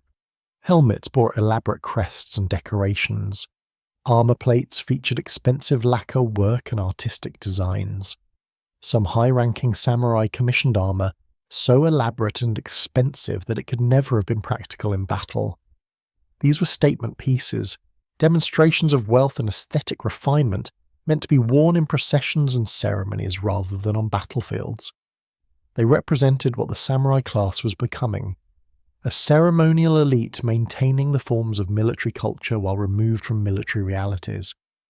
Yet beneath this surface peace, discontent simmered. The lower-ranking samurai, particularly those far from Edo, struggled with poverty and irrelevance. They could see merchants growing wealthy, they knew their administrative duties could be performed by commoners for less cost, and they recognized that their vaunted martial skills had become largely useless. Some turned to scholarship, producing works that questioned the legitimacy of the shogunal system or that looked abroad for new ideas. The Dutch trading post at Deshima, the only point of contact with the Western world that the shogunate permitted, became a source of information about European science, medicine, and military technology. Some samurai learned Dutch to access this knowledge, a practice called rangaku, Dutch learning. The rigidity of the Tokugawa system, designed to maintain stability, gradually became a source of weakness. Social classes were frozen, economic policies remained unchanged, even as circumstances shifted, and new ideas were suppressed. By the 19th century, internal pressures were building. Rural poverty had sparked periodic uprisings, though these were always suppressed. The financial difficulties of both the shogunate and individual domains increased. Most ominously, Western powers were approaching Japan with demands for trade and contact. The shogunate's policy of strict isolation, which had maintained social control for 2 centuries, was about to collide with forces it could not ignore or suppress. The samurai class, refined and elaborated during centuries of peace, would face its greatest test in adapting to a world it no longer understood and could no longer control. The long peace that had transformed the samurai from warriors into bureaucrats had left them unprepared for the upheaval that was coming, an upheaval that would ultimately destroy their world entirely. The crisis that would ultimately bring down the Tokugawa shogunate and end the age of the samurai arrived from across the ocean. For over 200 years, Japan had maintained a policy of almost complete isolation from the outside world.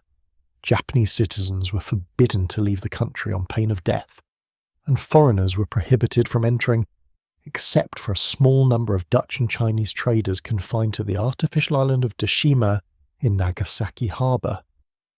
This policy, called Sokoku or closed country, had allowed the Tokugawa government to maintain tight control over society by limiting exposure to foreign influences, particularly Christianity, which the shogunate viewed as a threat to social order and its own authority. However, by the mid-19th century, Western powers were expanding their reach across Asia. The British had colonized India and were forcing China to open its ports. American whaling ships increasingly operated in the Pacific, and these ships needed ports for resupply and refuge.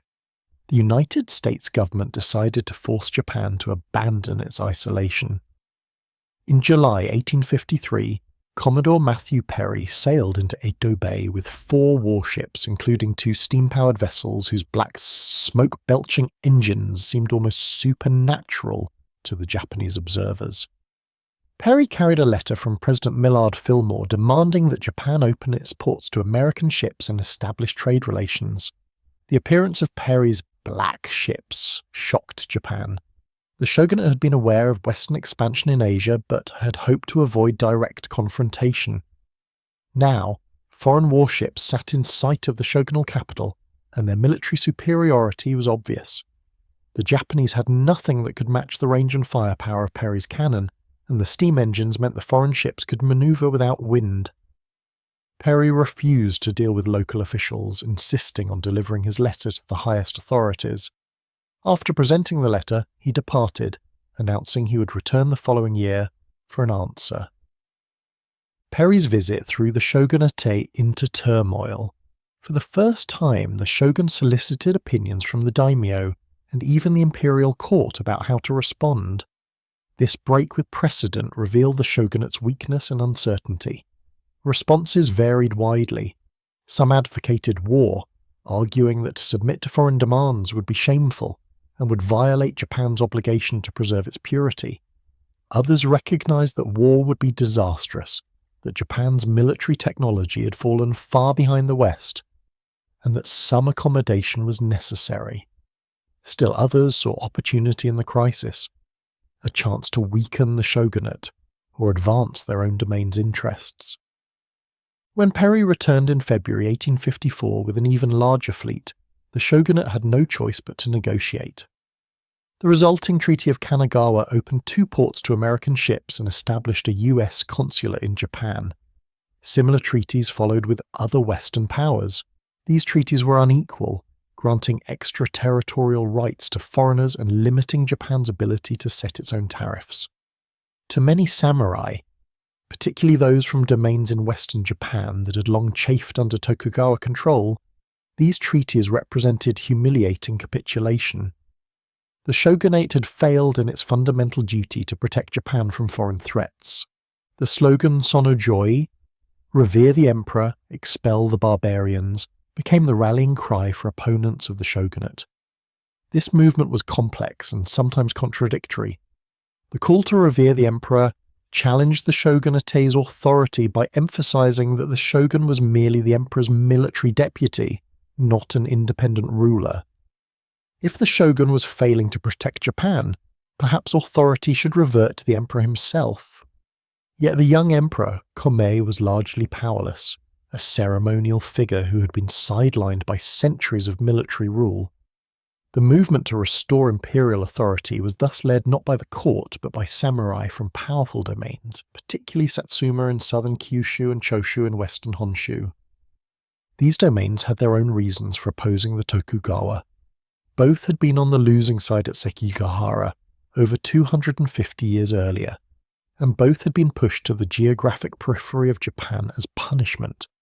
Yet their isolation had allowed them to maintain stronger traditions of independence and military preparation.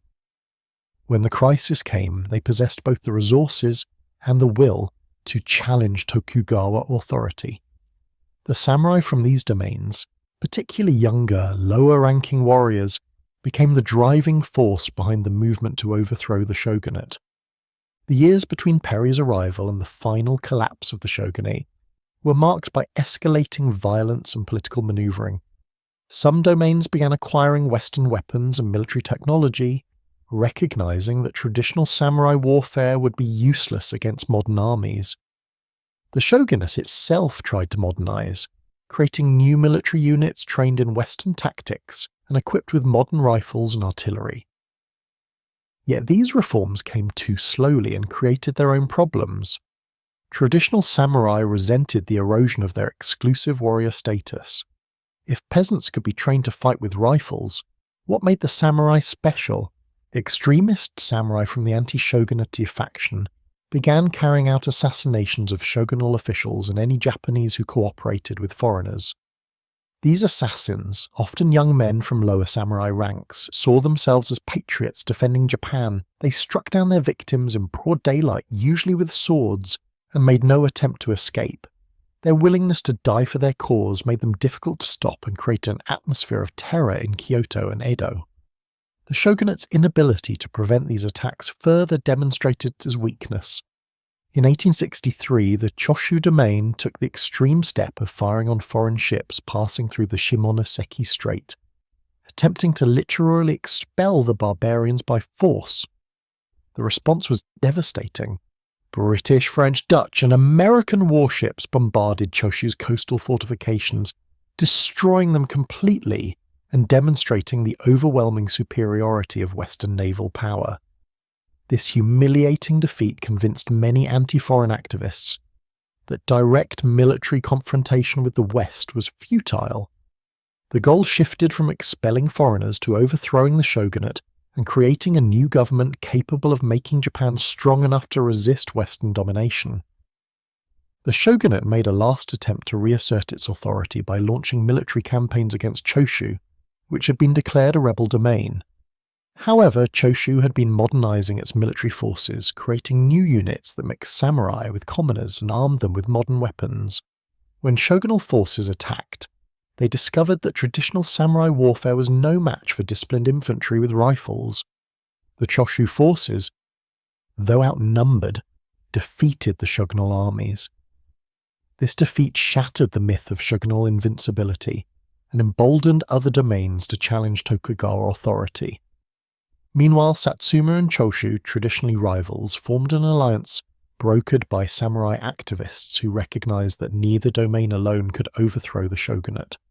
This Sacho alliance became the core of the movement to restore imperial rule. They had military power, motivated samurai warriors, modern weapons, and increasingly the support of other domains tired of shogunal mismanagement. The shogun Tokugawa Yoshinobu recognized that his position had become untenable. In November 1867, he formally returned governing authority to the emperor in an attempt to preserve some role for the Tokugawa house in a reformed government. However, the anti-shogunate faction wanted complete victory, not compromise. In January 1868, samurai from Satsuma and Choshu carried out a coup in Kyoto, seizing control of the imperial palace and announcing that the emperor had resumed direct rule of Japan. This event, known as the Meiji Restoration, marked the formal end of the Tokugawa shogunate.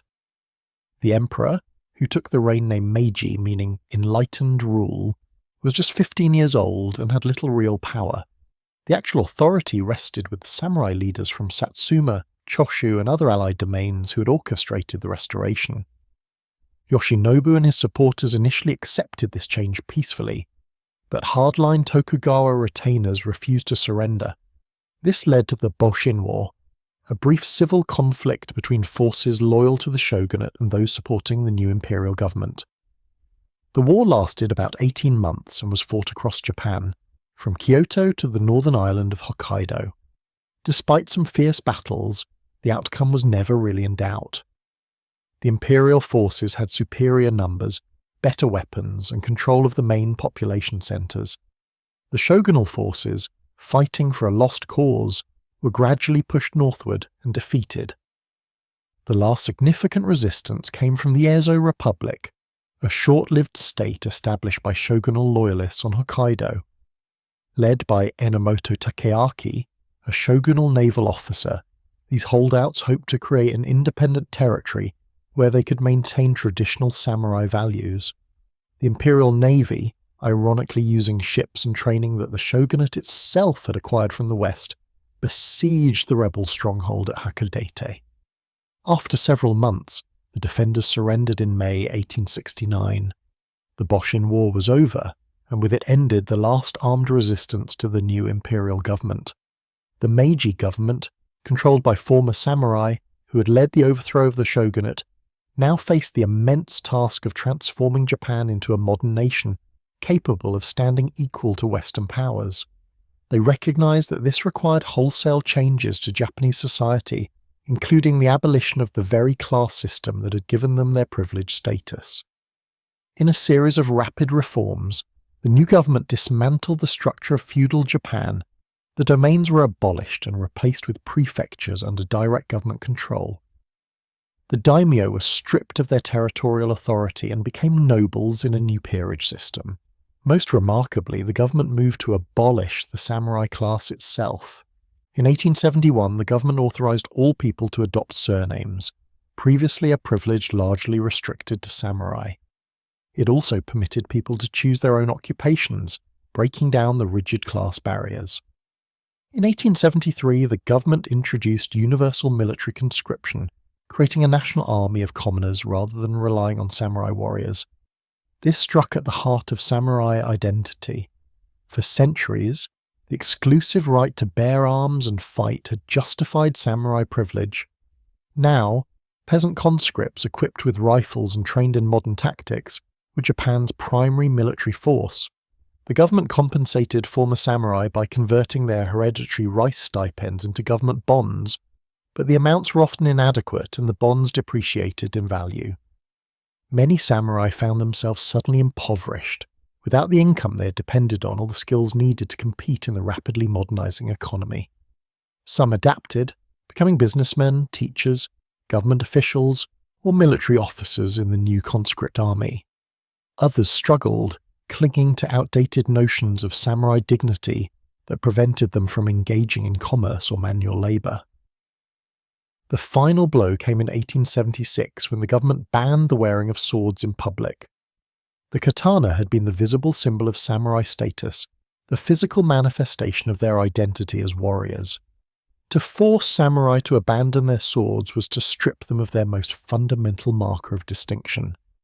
Combined with the abolition of their stipends and the loss of their exclusive military role, this sword ban made clear that the samurai class was being eliminated. Former samurai were now simply shizoku, a term meaning former warrior that carried no legal privileges or status distinctions. Not all former samurai accepted this transformation peacefully. Several rebellions broke out, led by disgruntled ex-samurai who felt betrayed by the very government that former samurai had created. The largest and most significant was the Satsuma Rebellion of 1877, led by Saigo Takamori. Saigo was one of the great heroes of the Meiji Restoration, a samurai from Satsuma who had been instrumental in overthrowing the shogunate. He had served in the new government but had become disillusioned with its direction, particularly its decision to abolish the samurai class and its abandonment of plans to invade Korea. Saigo withdrew to Kagoshima in Satsuma, where he established schools teaching traditional samurai values and martial arts. Around him gathered thousands of discontented former samurai who rejected modernization and longed for a return to what they imagined as a purer Japan. In January 1877, these forces rose in open rebellion against the Meiji government. Seigo's army, numbering perhaps 30,000 men, marched north, capturing Kumamoto Castle and threatening to overturn the government. The government responded by mobilizing its new conscript army, eventually assembling forces numbering over 60,000 troops. What followed was in effect the last samurai war, a conflict that tested the old ways against the new. Seigo's forces fought with tremendous courage and skill, using traditional tactics combined with modern weapons where they had them. Yet they were ultimately outmatched. The conscript army, though composed of commoners rather than hereditary warriors, was better equipped, better supplied and better organised. The government had railroads to move troops and telegraph lines to coordinate movements. They had ample ammunition and modern artillery. The rebellion lasted 8 months and was fought across Kyushu. Seigo's forces were gradually pushed back, suffering heavy casualties. Modern weaponry made the traditional samurai virtues of individual skill and personal courage less relevant. A peasant conscript with a rifle could kill the finest swordsman before he got close enough to strike. The samurai charges that had once broken enemy formations were now suicide missions against massed rifle fire and artillery. By September, Seigo and a few hundred remaining followers were trapped on a hillside near Kagoshima. Rather than surrender, Seigo committed seppuku, the traditional samurai death.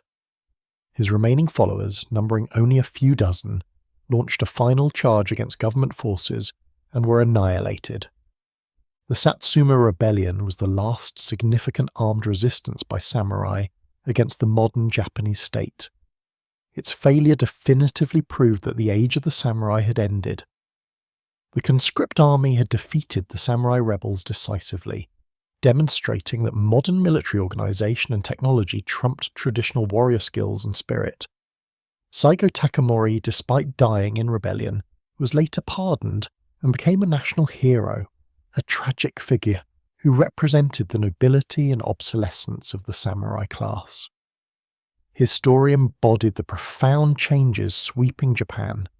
The warrior class that had ruled for 700 years had been made irrelevant in barely a decade. Former samurai had to find new places in modern Japan. Many entered government service using their education and administrative experience. The oligarchs who controlled the Meiji government were themselves former samurai from Satsuma and Choshu, and they tended to favour their former comrades in appointments. Others joined the military, where the samurai tradition of discipline and honour found a new home in Japan's modern armed forces. Some became educators, establishing schools and teaching the next generation. A significant number entered business, applying samurai concepts of loyalty and service to industrial enterprises. The transformation was not easy.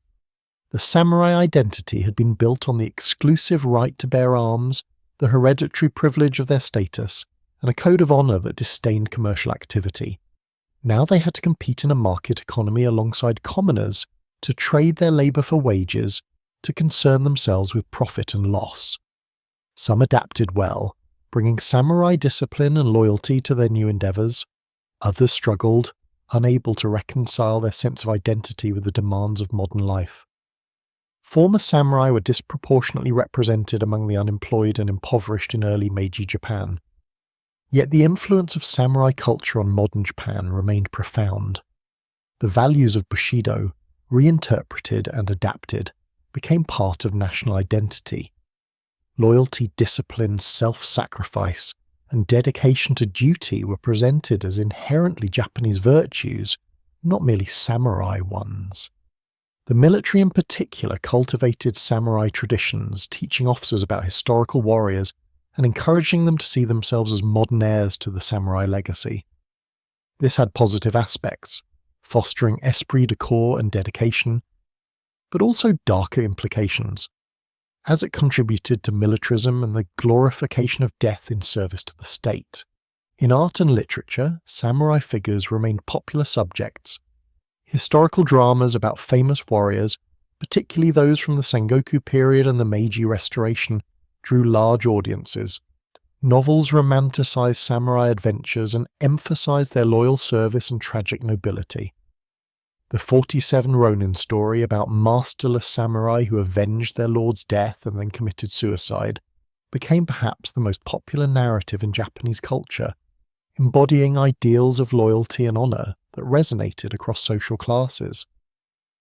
These cultural productions often presented idealized versions of samurai life that bore little relation to historical reality, but they shaped how Japanese people understood their own history and identity. Western fascination with samurai also began during the Meiji period and has continued ever since. Westerners who visited Japan in the late 19th century encountered the last generation of men who had actually been samurai, and they were captivated by the combination of martial prowess and refined culture by warriors who also wrote poetry and performed tea ceremony. Books about samurai appeared in European languages, usually emphasizing their exotic qualities and strict code of honor. This Western fascination sometimes told more about Western preoccupations than about actual samurai, but it ensured that samurai became globally recognized symbols of Japan. The Meiji government itself cultivated certain aspects of samurai tradition while discarding others. Emperor worship, which had never been particularly important to most samurai, became state ideology, with the emperor presented as the sacred center of Japanese identity. The government promoted values of loyalty and service to the state, drawing on samurai tradition but directing it toward nationalist rather than feudal ends. The concept of Bushido was repackaged and popularized, notably in Sato Nitobe Inazo's book Bushido, The Soul of Japan, published in English in 1900. Nitobe presented Bushido as Japan's ethical system comparable to Christianity in the West, though his account was heavily influenced by his own Christian beliefs and Western education. As Japan industrialized and modernized with remarkable speed, becoming a major power capable of defeating China and Russia in wars during the early 20th century, the samurai legacy became a source of national pride. Japan had transformed itself from a feudal society to a modern industrial nation in just a few decades, a transition that had taken European countries centuries. The discipline, loyalty, and dedication that were associated with samurai culture were credited with making this rapid transformation possible. Whether this was historically accurate mattered less than its utility as a national narrative. However, this romanticization of samurai values also contributed to dangerous militarism. In the 1930s and 40s, as Japan embarked on imperial expansion in Asia, military leaders invoked samurai traditions to justify aggression and to demand absolute loyalty from soldiers. The willingness to die for one's lord, which had been an aspect of feudal samurai culture, was transformed into an expectation that soldiers should welcome death in service to the emperor. Kamikaze pilots, who flew suicide missions against Allied ships during World War II, were explicitly compared to samurai, and their willingness to die was presented as the ultimate expression of Japanese warrior spirit. This represented a profound distortion of samurai tradition, taking one element, the acceptance of death, and transforming it into a cult of death that would have been alien to most historical samurai, who are, however brave, generally preferred victory to martyrdom. The defeat of Japan in 1945 and the subsequent American occupation brought another transformation. The militaristic ideology that had drawn on distorted samurai traditions was discredited. For a time, samurai culture itself became somewhat suspect, associated with the aggressive nationalism that had led Japan to disaster. The new democratic constitution, imposed by American occupiers, explicitly renounced war and prohibited Japan from maintaining military forces beyond those needed for self-defense.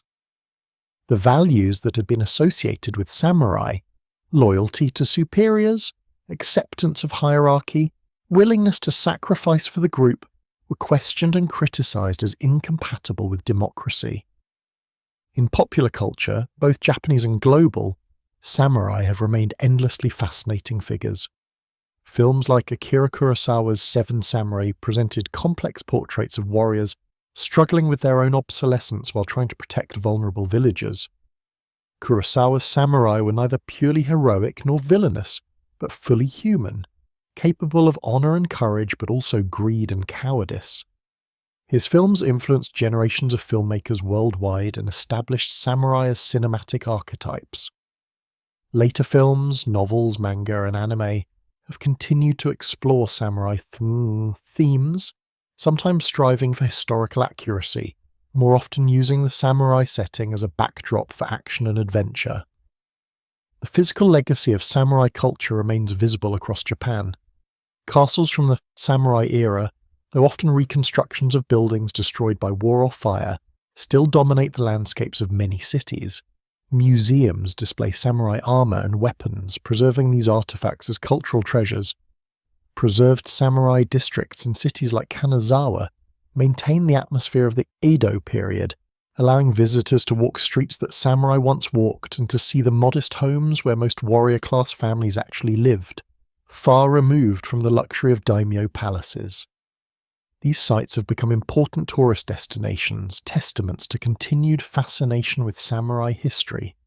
The martial arts that descended from samurai combat techniques remain widely practiced.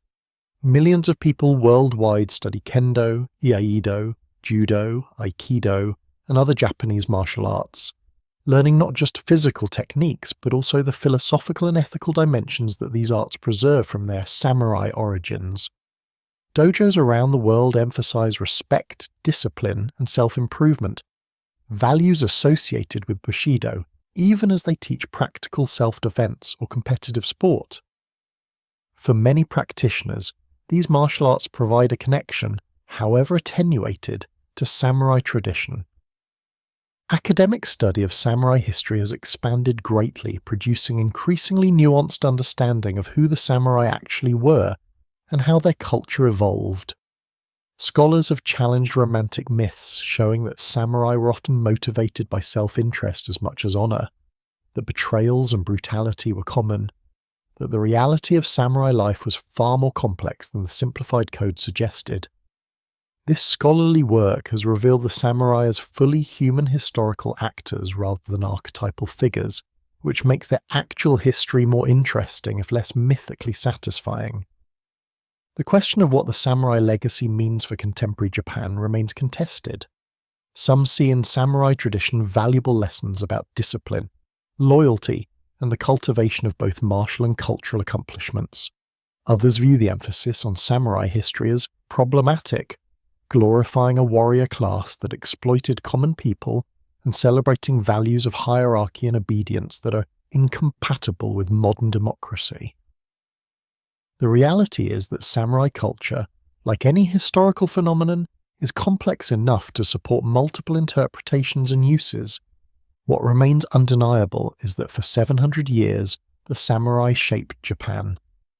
They established military governments that ruled the country, fought wars that determined its political structure, created art and literature that defined its aesthetic traditions, and developed philosophical and ethical systems that influenced how Japanese people understood proper behavior. Even after their abolition, the samurai continued to influence Japanese society through the reinterpretation and adaptation of their traditions. The warrior class that had emerged from the chaos of the Heian period, that had reached its apex during the Sengoku era, and that had transformed itself during the peaceful Tokugawa centuries, left an indelible mark on Japanese culture and consciousness. The samurai journey from provincial guards to national rulers to obsolete remnants of a feudal past encompasses themes that transcend Japanese history. The tension between tradition and change, between individual honor and collective duty, between violence and culture, these are human concerns, not merely Japanese ones. These samurai faced these tensions across centuries, resolving them differently in different eras, and never completely reconciling the contradictions inherent in being both warriors and rulers, both fighters and artists, both servants and masters. In the final analysis, the samurai were neither the noble paragons of virtue portrayed in romantic literature, nor the brutal oppressors suggested by critical revisions. They were people shaped by their times and circumstances, trying to create meaning and order in their lives. They developed a culture that could be remarkably beautiful and shockingly cruel, that valued both life and death, that demanded both savage violence and exquisite refinement. Their story is fascinating precisely. The legacy of the samurai endures not because it provides simple lessons or clear moral guidance, but because it raises profound questions about how people should live, what they should value, how they should face death, and what makes life meaningful. These questions remain relevant long after the samurai themselves have passed into history. When we contemplate a samurai facing death with poetry on his lips, when we marvel at a sword that is simultaneously a killing tool and a work of art, when we consider warriors who spent their mornings practicing calligraphy and their afternoons training to kill, we are confronting fundamental tensions in human existence itself. The samurai gave these tensions particular form, expressed them in specific cultural practices, and struggled with them across centuries. Their responses to these eternal questions, preserved in history, art, and continuing tradition, offer insights that reach across cultures and eras, speaking to anyone who wrestles with how to live honorably, how to serve loyally, and how to create beauty in a world marked by violence and impermanence. The samurai class may have been abolished over a century and a half ago, but the questions they confronted, the values they cultivated, and the culture they created continue to resonate. In martial arts dojos, in historical studies, in films and literature, in discussions of ethics and meaning, the samurai remain present. They have become global symbols, recognized worldwide even by people with no particular knowledge of Japanese history. This lasting influence testifies to the power of their culture and the depth of the questions they engaged. As we reach the end of this exploration of samurai history, from their origins in the Heian period through their centuries of power to their final abolition in the Meiji era, we can appreciate the full arc of their story. They rose from humble beginnings as provincial guards to become the rulers of Japan. They developed from simple warriors into a sophisticated class that combined martial prowess with cultural accomplishment. They created philosophies and arts that would outlive them, and when their time ended, they faced obsolescence with varying degrees of courage and grace, some adapting to the new world, others clinging to the old until the bitter end. The samurai were products of their particular historical circumstances, yet their story has universal resonance. Every society that has maintained a warrior class has faced similar questions about how to control military power, how to justify warrior privilege, and how to transition from war to peace. Every culture has struggled with balancing tradition and change, individual honor and collective duty. The Japanese samurai addressed these challenges in ways specific to their culture and time, but the challenges themselves are timeless. This is why samurai continue to fascinate people worldwide, why new books, films, and studies keep appearing, why their swords are displayed in museums and their castles attract millions of visitors. They represent one particularly vivid answer to enduring human questions, an answer that mixed beauty with brutality, refinement with violence, loyalty with betrayal, in ways that continue to provoke thought and inspire imagination. The samurai era has ended, but the samurai live on in memory, in cultural practice, in artistic representation, and in the questions they force us to ask about honor, duty, loyalty, and the search for meaning in the face of mortality.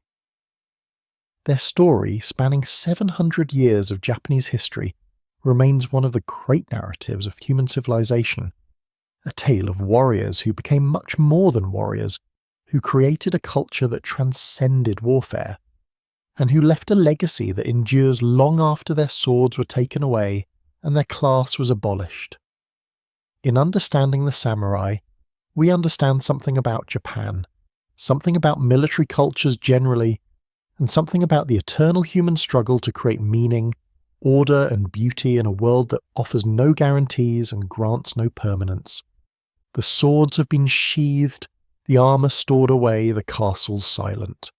Yet before we conclude this journey through 7 centuries of warrior culture, there remain stories that deserve their place in the narrative, dimensions of samurai life that illuminate the full complexity of this remarkable class.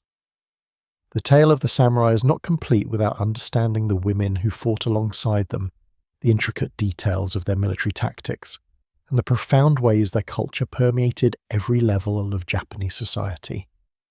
Hidden within the predominantly male narrative of samurai history are the remarkable stories of Japan's female warriors, the Onimusha and Onobugeisha. These women challenge modern assumptions about feudal Japanese society and demonstrate that martial prowess was never exclusively masculine. The history of female warriors in Japan stretches back to ancient times, long before the samurai class formally emerged. Empress Jingu, a semi-legendary figure who ruled as regent from 169 to 269, provides the earliest example. According to historical accounts and mythology, when rebel forces killed her husband, Emperor Chuai, Jingu personally led military campaigns too. The terminology surrounding female warriors reflects important distinctions. The term Onimusha literally translates to woman warrior and refers broadly to women who participated in warfare. More specifically, Onobugeisha described women trained in martial arts primarily for defensive purposes, to protect their homes and families when men were away at war. These women formed a crucial part of the samurai household's defense strategy. During the frequent campaigns of the Sengoku period, when armies of men marched across Japan fighting for territorial control, castles and estates often fell under siege. The women left behind were not helpless victims awaiting rescue. They were trained fighters capable of organizing and executing effective defenses. Archaeological evidence supports the significant presence of women in combat. Excavations at battle sites across Japan have revealed that approximately 30% of remains found away from castle locations belong to women. This startling statistic suggests that women participated in field battles far more frequently than traditional histories acknowledged.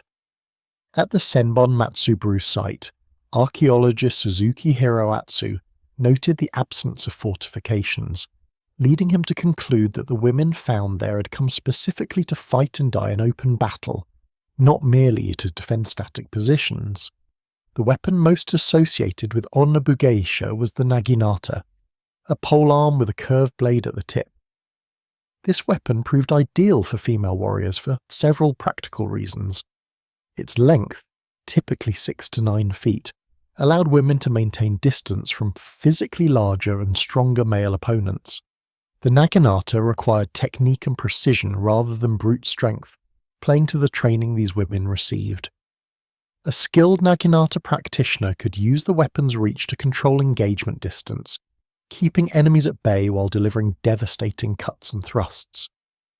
The blade's curve allowed for powerful slashing attacks, while the length of the pole provided leverage for blocks and parries.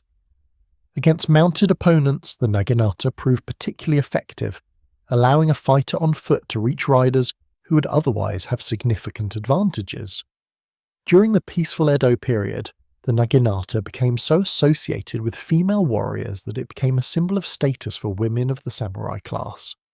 Many upper-class women received naginata training as part of their education, and a fine naginata often formed part of a noblewoman's dowry.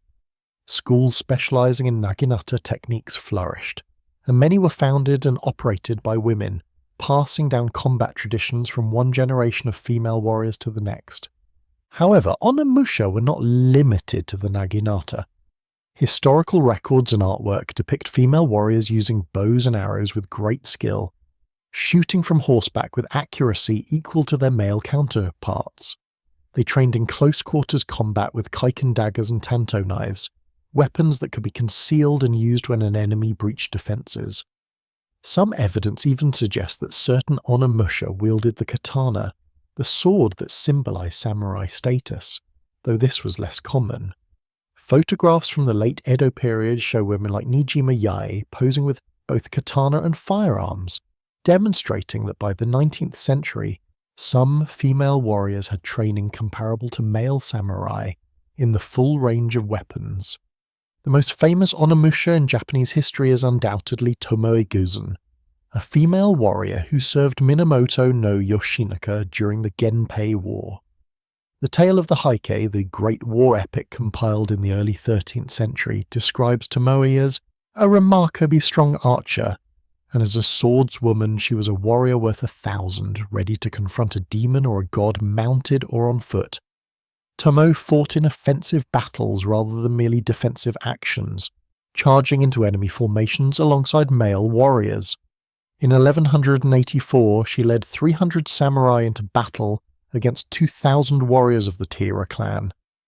Only 5 of her force survived, including Tomoe herself. Later that year, at the Battle of Owazu, she fought with such ferocity that she killed the leader of the Musashi clan, decapitated him, and kept his head as a trophy. Her final fate remains uncertain, with some accounts saying she survived the war and retired to become a nun, while others claim she died in battle. Regardless of how her life ended, her legend became immortal, inspiring countless artistic depictions and establishing her as the archetypal female warrior of Japan. Hangaku Gozen, another legendary female warrior, defended Torisakayama Castle in 1201 during the Kenin Uprising. Historical records describe her commanding 3,000 warriors, both male and female, in the castle's defence. She wore full armour and fought with bow and naginata, personally leading counterattacks against besieging forces. When an arrow struck her leg during battle, she continued fighting until the castle finally fell. Rather than committing suicide as samurai tradition might have dictated, she was captured alive and eventually pardoned, later marrying one of the. During the Sengoku period, numerous Onimusha left their marks on history. Tachibana Ginchiyo inherited her father's position as leader of the Tachibana clan when no male heir existed. She commanded troops in battle and managed her domain's affairs, proving herself a capable military leader and administrator. Myorin, a Buddhist nun and warrior, became renowned for her skill in defending castles against siege, developing tactics for counterattacking from fortified positions that she taught to other defenders. Akai Taruko earned the nickname the strongest woman in the Warring States period through her martial accomplishments, though specific details of her exploits have been lost to time. These women operated within a warrior culture that, while certainly male-dominated, recognized martial ability and leadership when it appeared, regardless of the warrior's gender. The role of Onimusha began to decline during the Edo period, as the long peace transformed samurai life. Neo-Confucian philosophy, which became increasingly influential during this era, emphasized strict gender roles and prescribed domestic duties for women. Samurai men transitioned from active warriors to bureaucratic administrators, and samurai women were expected to focus on household management rather than martial training. Travel restrictions made it difficult for women to move freely, and social expectations pushed them into increasingly passive roles. Yet the martial traditions never completely died. Many women continued studying naginata techniques, and female-run martial arts schools persisted throughout the Edo period, preserving knowledge and skills even as the social context that had created female warriors faded away. When warfare returned to Japan in the 19th century with the conflicts surrounding the Meiji Restoration, a small number of Onimusha proved that the tradition had not entirely vanished. During the Battle of Aizu in 1868, part of the larger Boshin War, a remarkable female warrior named Nakano Takeko organized a corps of female fighters called the Joshitai, or Girls' Army. Takeko, highly skilled with the naginata, gathered approximately 20 women, including her mother and younger sister. They fought alongside 3,000 samurai defending Aizu against the Imperial Army, which numbered over 20,000 troops. Takeko led her unit in a charge against Imperial forces, wielding her naginata with deadly effectiveness. During the battle, she was shot in the chest. Knowing she was mortally wounded and not wanting enemies to take her head as a trophy, she asked her sister to decapitate her and bury her head. Her sister complied, and Takeko's head was buried beneath a pine tree at the Hokai Temple, where it remains today. A monument at the site commemorates her courage, and each year during the Aizu Autumn Festival, young women wearing traditional clothing march in procession to honor Takeko and the Joshitai. The legacy of Onimusha extends beyond their individual stories. These female warriors demonstrated that martial skill, courage, and leadership were not inherently masculine qualities but human ones that could be cultivated regardless of gender. In a society that would later become associated with strict gender roles and the subordination of women, these warriors proved that Japanese culture had once recognized and valued female martial prowess. Modern Japanese martial arts schools, particularly those teaching naginata, explicitly honor the tradition of onnamusha, seeing themselves as inheritors of techniques and philosophies developed by female warriors centuries ago. Popular culture has increasingly recognized these figures, with historical dramas, novels, and films, bringing their stories to wider audiences. The onnamusha serve as powerful symbols for contemporary discussions about gender and capability, historical examples of women who refuse to be defined by limiting social expectations. Yet understanding the onnamusha also requires acknowledging the complexities and contradictions of their existence. They were products of their time, operating within the rigid class structure of feudal society. Most came from the upper reaches of the samurai class, born into privilege even as they challenged gender conventions. Their martial training was always secondary to their expected roles as wives and mothers within samurai households. The same culture that produced legendary female warriors also systematically restricted women's autonomy and opportunity. The onnamusha existed in the tensions between these contradictions, carving out spaces for female agency within a fundamentally patriarchal system. Their stories remind us that history is never simple, that even oppressive systems contain gaps and possibilities, and that individuals can push against limitations even when they cannot completely overcome them. Beyond the individuals and their personal heroism, understanding samurai military tactics and strategies reveals how these warriors actually fought and won battles. The popular image of samurai warfare often emphasizes individual duels and personal honor, but the reality was far more complex and pragmatic. Early samurai warfare during the Heian and Kamakura periods did indeed emphasize individual combat, with mounted archers riding forth to challenge worthy opponents. Before engaging in battle, warriors would call out their names, lineage, and notable achievements in a ritual known as nanorai. The combat itself centered on mounted archery, with samurai spurring their horses forward while loosing arrows at opponents. The yumi, or Japanese longbow, was asymmetrically designed, with the grip about 1/3 of the way from the bottom rather than in the center. This unusual configuration allowed the bow to be used effectively from horseback, while still delivering tremendous power. A skilled mounted archer could fire arrow after arrow while riding at full gallop, adjusting his aim to compensate for his movement and his horse's motion. Training to achieve this level of skill required years of practice, beginning in childhood and continuing throughout a warrior's life. The arrows themselves were carefully crafted, with different types for different purposes. Broad-headed arrows for cutting, armor-piercing arrows with narrow points for penetrating defenses, whistling arrows that made distinctive sounds to signal troops or demoralize enemies. After exhausting their arrows, samurai would close for melee combat with swords and spears. The tachi, a predecessor to the katana, was worn edge down, suspended from the belt, designed to be drawn quickly by cavalry. In close combat, samurai used a variety of grappling techniques, attempting to pull opponents from their horses or wrestle them to the ground where shorter blades could finish the fight. The taking of heads became an essential practice in samurai warfare.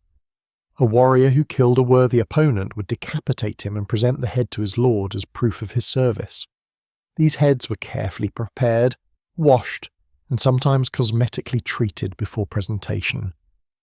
Officials would identify the heads, record who killed whom, and determine appropriate rewards. This grisly practice served crucial functions in the feudal system, providing verifiable proof of a military service and creating records that determined promotions, land grants, and rewards. As warfare evolved during the Muromachi period, and especially during the Sengoku period, tactics became increasingly sophisticated and less focused on individual combat. Armies grew much larger, sometimes numbering tens of thousands of warriors. infantry became more important, particularly the ashigaru, foot soldiers recruited from the peasantry. These commoners were armed with yari spears, typically 12 to 16 feet long, and trained to fight in coordinated formations. Unlike the individualistic samurai, ashigaru fought as units, their long spears creating walls of sharp points that could stop cavalry charges and overwhelm enemy formations through sheer numbers and coordinated pressure. The rise of ashigaru represented a democratization of warfare that many samurai found troubling. Battle was no longer the exclusive preserve of the warrior class. A peasant with minimal training but a long spear could kill the finest samurai if he struck from within a disciplined formation. The introduction of firearms in 1543 revolutionized Japanese warfare entirely. Portuguese traders brought matchlock arquebuses to the island of Tanegashima, and Japanese swordsmiths quickly learned to reproduce them. Within decades, Japan was manufacturing firearms in greater quantities and higher quality than anywhere else in the world. Forward-thinking daimyo recognized the military potential immediately. Firearms required far less training than archery, could penetrate most armor at effective range, and produce psychological effects through their noise and smoke that could shatter enemy morale. However, early matchlocks had significant limitations. They were slow to reload, requiring a complex sequence of steps to prepare each shot. They were unreliable in rain, as the exposed match could be extinguished by water. They were inaccurate at longer ranges. Yet in the hands of well-trained units using coordinated tactics, these limitations could be overcome. Oda Nobunaga became the master of integrating these new weapons into battlefield tactics.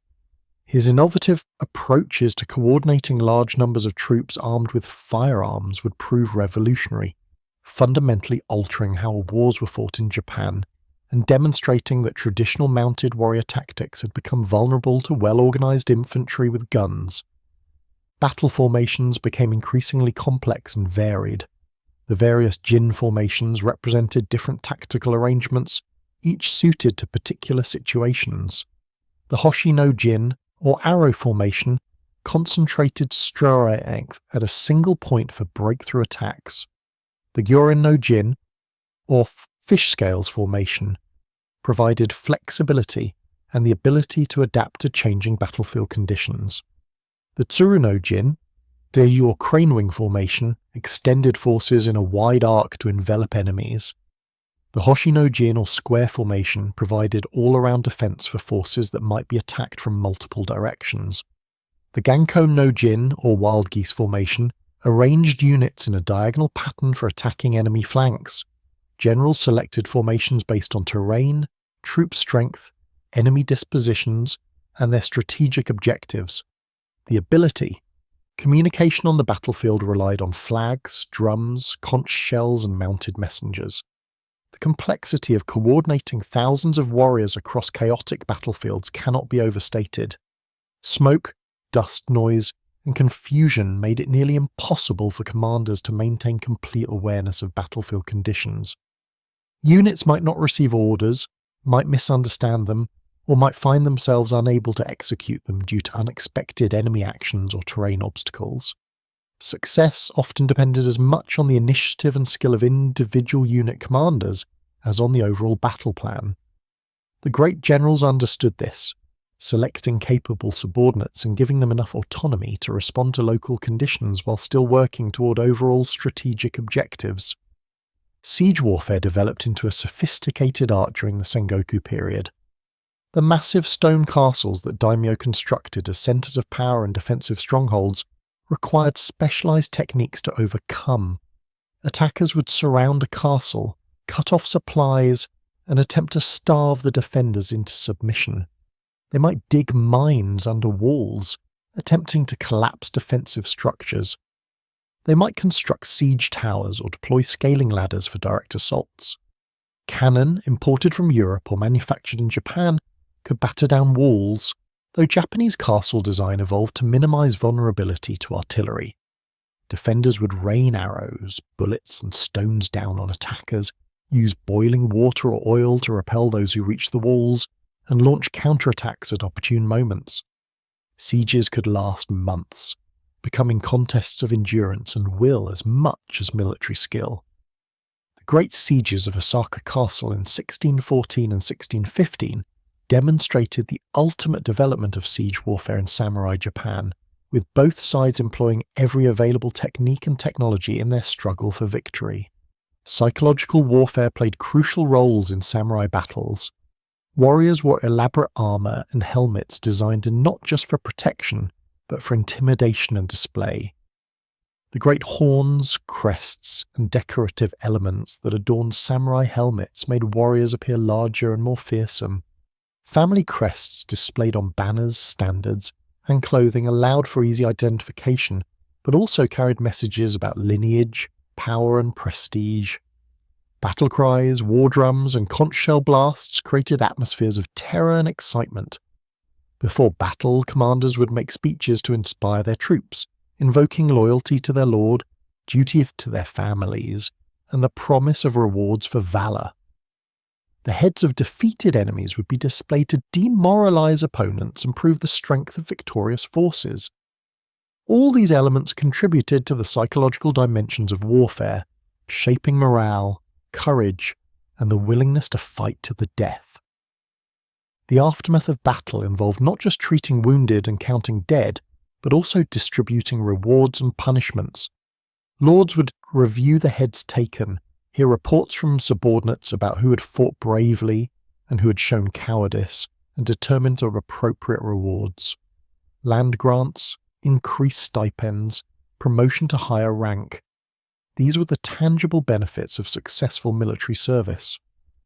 Conversely, warriors who fled from battle, who failed in assigned duties, or who brought shame to their lord might face severe punishment, including forced suicide or execution. The system of rewards and punishments reinforced the hierarchical structure of samurai society and ensured that military service remained the path to advancement for ambitious warriors. Understanding these tactical realities helps explain how Japan was unified during the late 16th century. Nobunaga's willingness to embrace new technologies and tactics gave him decisive advantages over more traditional opponents. Hideyoshi's diplomatic skills complemented his military abilities, allowing him to win through negotiation when possible and force when necessary. Ieyasu's patient accumulation of power, his careful selection of allies, and his ability to wait for the right moment to strike all proved essential to his ultimate triumph. The unification of Japan was not inevitable, but rather the result of specific individuals making effective use of military, economic, and political tools to achieve their goals. The social implications of these military transformations cannot be overstated. As Ashigaru foot soldiers became increasingly important, the exclusive military role of the samurai eroded. As firearms proved effective in peasant hands, the special martial skills that had justified samurai privilege became less essential. The great irony of the late Sengoku period is that samurai were perfecting the military techniques that would make their own obsolescence inevitable.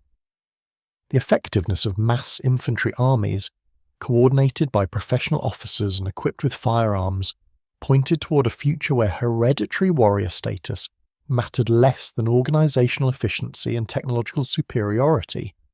This future would not fully arrive until the Meiji period, but its seeds were planted on battlefields like Nagashino, where Nobunaga's Ashigaru gunners defeated the flower of Takeda samurai cavalry.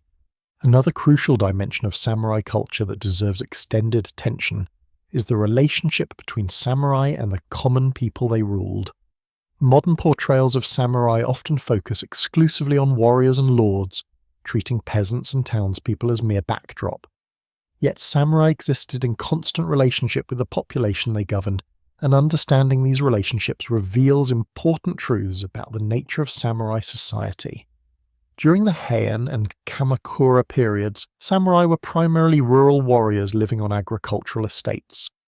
They were closer to the farming population than later samurai would be, often personally overseeing land cultivation and tax collection. This proximity created patron-client relationships where samurai protected farmers from bandits and rival lords in exchange for labour and agricultural production. The relationship was hierarchical and exploitative, but also contained elements of mutual obligation. A lord who failed to protect his farmers might find them fleeing to other domains or refusing to work productively, undermining his own power base. The Sengoku period disrupted these relationships profoundly. Constant warfare meant that armies were constantly marching through agricultural regions, requisitioning food, conscripting labour, and causing immense hardship for farming populations. Armies lived off the land, taking what they needed from whoever they encountered. Villages might be plundered by one army, then plundered again by their enemies days or weeks later. Farmers had little recourse and few protections. Some formed self-defense leagues, arming themselves with farm tools and fighting to protect their villages from both bandits and samurai armies. The Iko-Ikki religious communities that Nobunaga eventually destroyed had emerged partly as peasant responses to the chaos of the age, offering ordinary people organizational frameworks and ideological justifications for resisting samurai exploitation. Hideyoshi's policies fundamentally restructured the relationship between samurai and commoners. His sword hunt disarmed the peasantry, ensuring that only samurai could legally possess weapons. His class legislation froze social categories, preventing the social mobility that had characterized the Sengoku period. His land surveys established clearer property rights and tax obligations, making the rural economy more predictable, but also more rigidly controlled. These policies were designed to prevent future upheaval by ensuring that peasants could not rise up and that the chaos of the Warring States era could not recur. From the perspective of maintaining order, these policies succeeded. From the perspective of peasant freedom and opportunity, they represented severe restrictions. During the Tokugawa period, the relationship between samurai and commoners took on new characteristics. Samurai increasingly concentrated in castle towns, physically separated from the agricultural villages that supported them. This urban concentration of the warrior class created a clear spatial divide between rulers and ruled.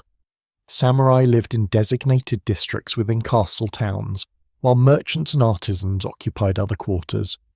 Peasants remained in rural villages, bound to the land and required to produce rice that would support the samurai class.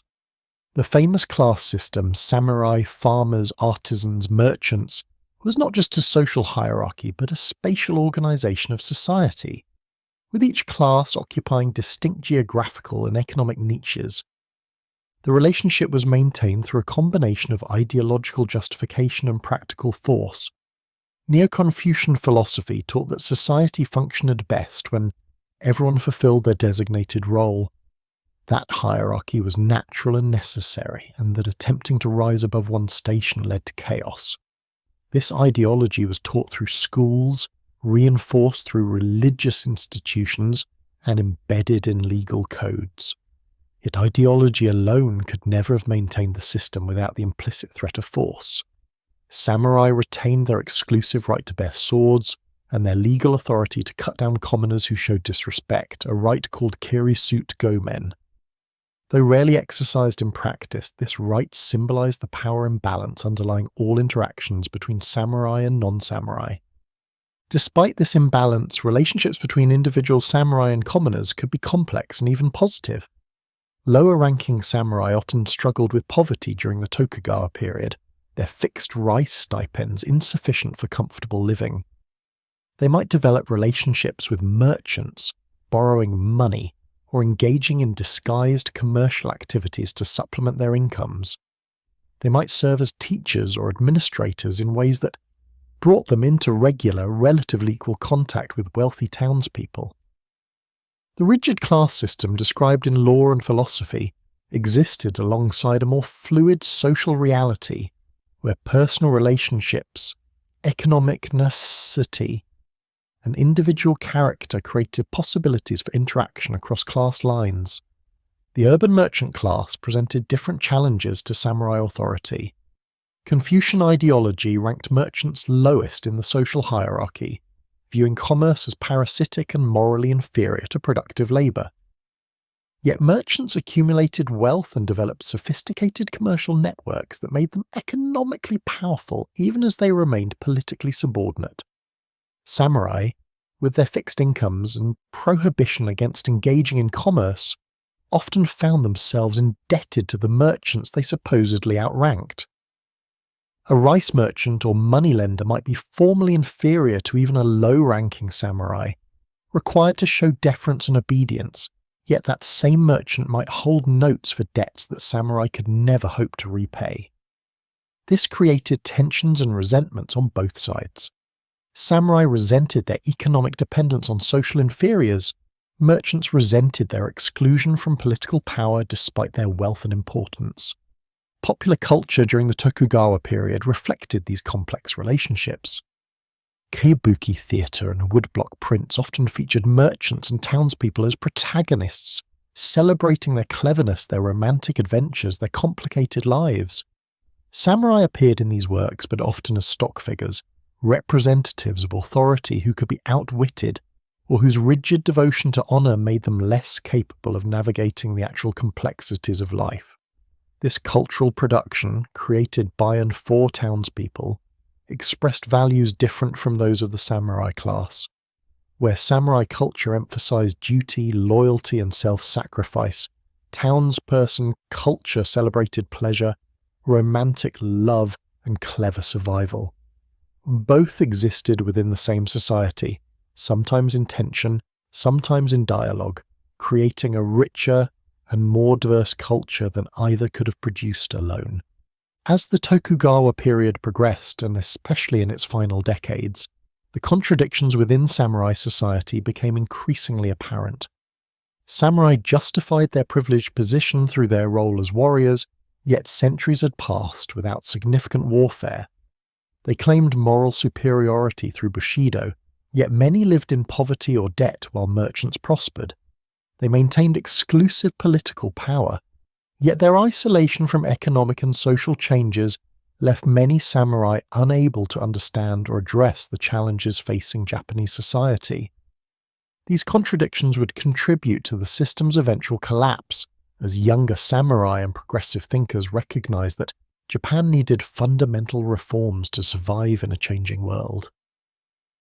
The arrival of Westerners in the 19th century exposed these contradictions brutally. Foreign merchants and diplomats did not accept the social hierarchies that structured Japanese society. They treated samurai and merchants as equals in negotiations, caring only about who could make binding agreements and deliver on promises. This challenged the fundamental premises of the Tokugawa system. Moreover, Western military and economic power demonstrated that traditional samurai values and structures were insufficient for national defense in the modern age. A samurai with a sword was useless against Western gunboats with modern cannon. Devotion to one's lord meant nothing if that lord commanded obsolete forces against technologically superior enemies. These realities forced a fundamental reckoning. The samurai who led the Meiji Restoration understood that preserving Japan's independence required abandoning the very system that gave them power and privilege. They chose national survival over class interest, though this choice was neither easy nor unanimous. The resistance of Saigo Takamori and other traditionalists demonstrated that many samurai could not accept the elimination of their class. Yet the reformers prevailed, creating a new Japan where talent and education mattered more than birth, where military service was a civic duty rather than class privilege, where economic development took precedence over social hierarchy. This transformation, remarkable in its speed and scope, was ultimately led by samurai, who recognized that their class had become an obstacle to the nation they had once served. In reflecting on the complete arc of samurai history, from origins through apex to abolition, certain themes emerge with particular clarity. The samurai were not timeless figures, but constantly evolving historical actors. The mounted archers of the Kamakura period, the infantry commanders of the Sengoku era, and the bureaucratic administrators of the Tokugawa period all called themselves samurai, but they lived radically different lives and served different social functions.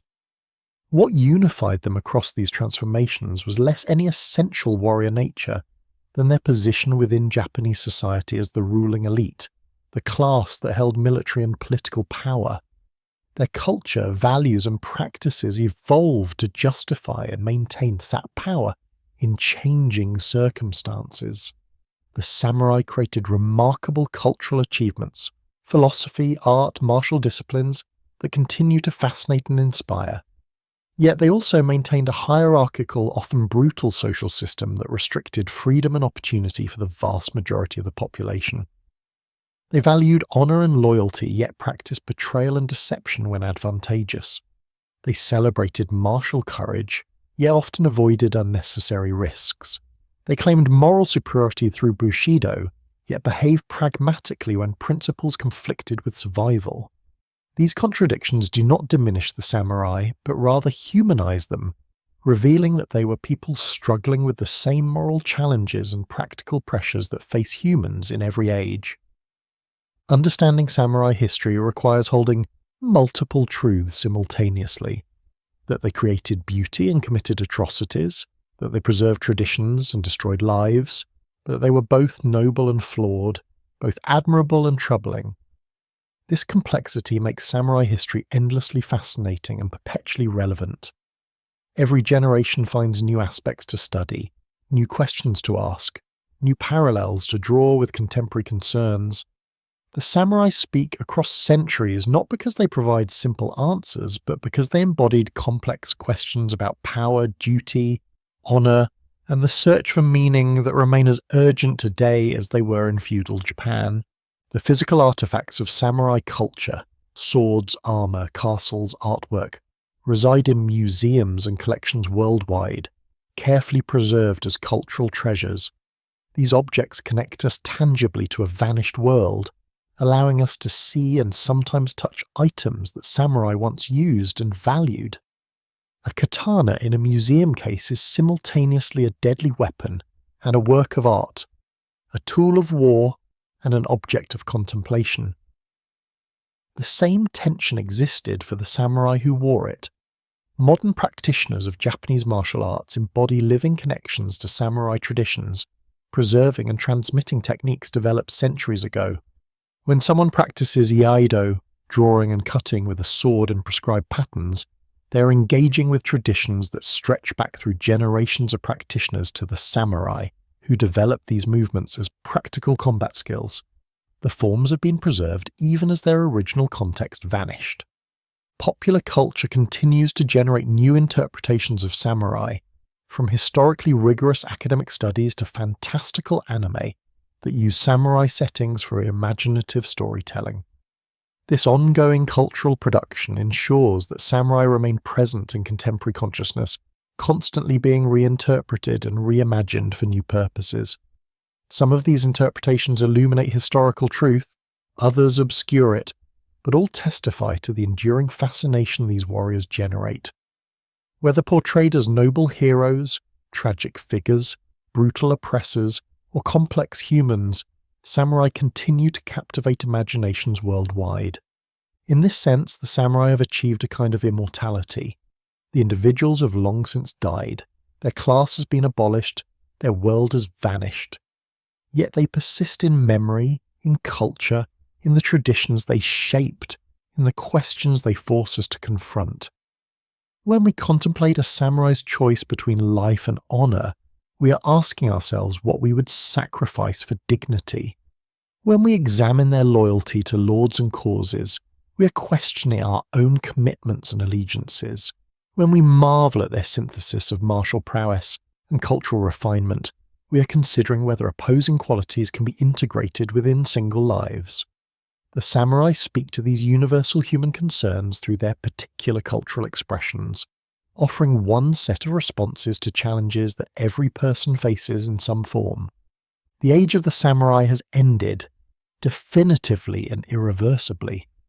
Modern Japan, with its constitutional democracy, technological sophistication, and global economic integration, bears little surface resemblance to feudal Japan with its rigid class structure, agrarian economy, and isolation from the world. Yet threads of continuity persist. Values that originated in or were shaped by samurai culture, emphasis on group harmony, respect for hierarchy, dedication to craft, pursuit of perfection in chosen disciplines, remain influential in contemporary Japanese society. Whether these values are beneficial or problematic remains contested, but their connection to the samurai past is undeniable. The samurai journey from provincial guards in the Heian period to national rulers in the Sengoku era, to abolished class in the Meiji Restoration, encompasses 7 centuries of Japanese history. It is a story of remarkable individuals and great battles, of profound philosophy and exquisite art, of brutal violence and surprising compassion. It is a story that continues to unfold in scholarship and cultural production, in the practices of modern martial artists who honour ancient traditions. As we conclude this exploration of samurai history, we are left with images that capture the full complexity of these warriors. We see the mounted archer riding across a medieval battlefield, calling out his name before loosing arrows at his enemies. We see the tea master in his simple room, performing an elaborate ceremony with movements refined through decades of practice. We see the rebel general committing seppuku rather than face capture, choosing death over dishonour. We see the female warrior defending her castle with a naginata, as skilled and courageous as any male samurai. We see all these images are true, all represent aspects of samurai history and culture. Together, they form a portrait of a warrior class that shaped an entire civilization, that created enduring art and philosophy while maintaining power through threat of violence, that lived by codes of honour while practicing pragmatic calculation, that prepared constantly for death while working to preserve life and legacy. The samurai are gone now. Their era definitively ended more than a century and a half ago. Yet they remain with us in ways both obvious and subtle, in the Japanese values of loyalty and dedication that persist in modern corporations, in the martial arts practiced by millions worldwide, in the films and stories that continue to find inspiration in their lives, in the museums that preserve their swords and armour as cultural treasures, in the castles that still stand, silent witnesses to vanished power, in the philosophical texts that continue to be read and debated, in the questions they force us to ask about honour, duty, courage, and the search for meaning. The way of the warrior, the path they walked for 700 years, has ended. The age of the samurai has passed into history, yet their legacy endures, transformed and reinterpreted by each generation that encounters their story, finding in these ancient warriors something that speaks to contemporary concerns and eternal human questions. The samurai live on, not as they were, but as they have become through memory and imagination, forever fascinating, forever complex, forever human. And so we close this chapter of history, this tale of warriors who became much more than warriors, who ruled a nation and shaped a culture, who created beauty and wielded deadly force, who lived by principles they could never fully embody yet never cease striving to uphold. The samurai have taken their place among the great warrior traditions of human civilization. The knights of medieval Europe, the Spartans of ancient Greece, the Mongol horsemen of the steppes, distinctive in their particularity yet resonating with universal themes. The swords have been sheathed, the armour rests in museum cases, the castles stand silent. The warriors have passed into legend, yet the story continues, retold and reimagined, studied and celebrated, questioned and debated. The age of the samurai has ended, but the fascination they inspire, the questions they raise, and the legacy they created remain with us still, as vivid and compelling as the flash of a katana drawn in a single perfect motion, catching the light for one brilliant moment before returning to darkness.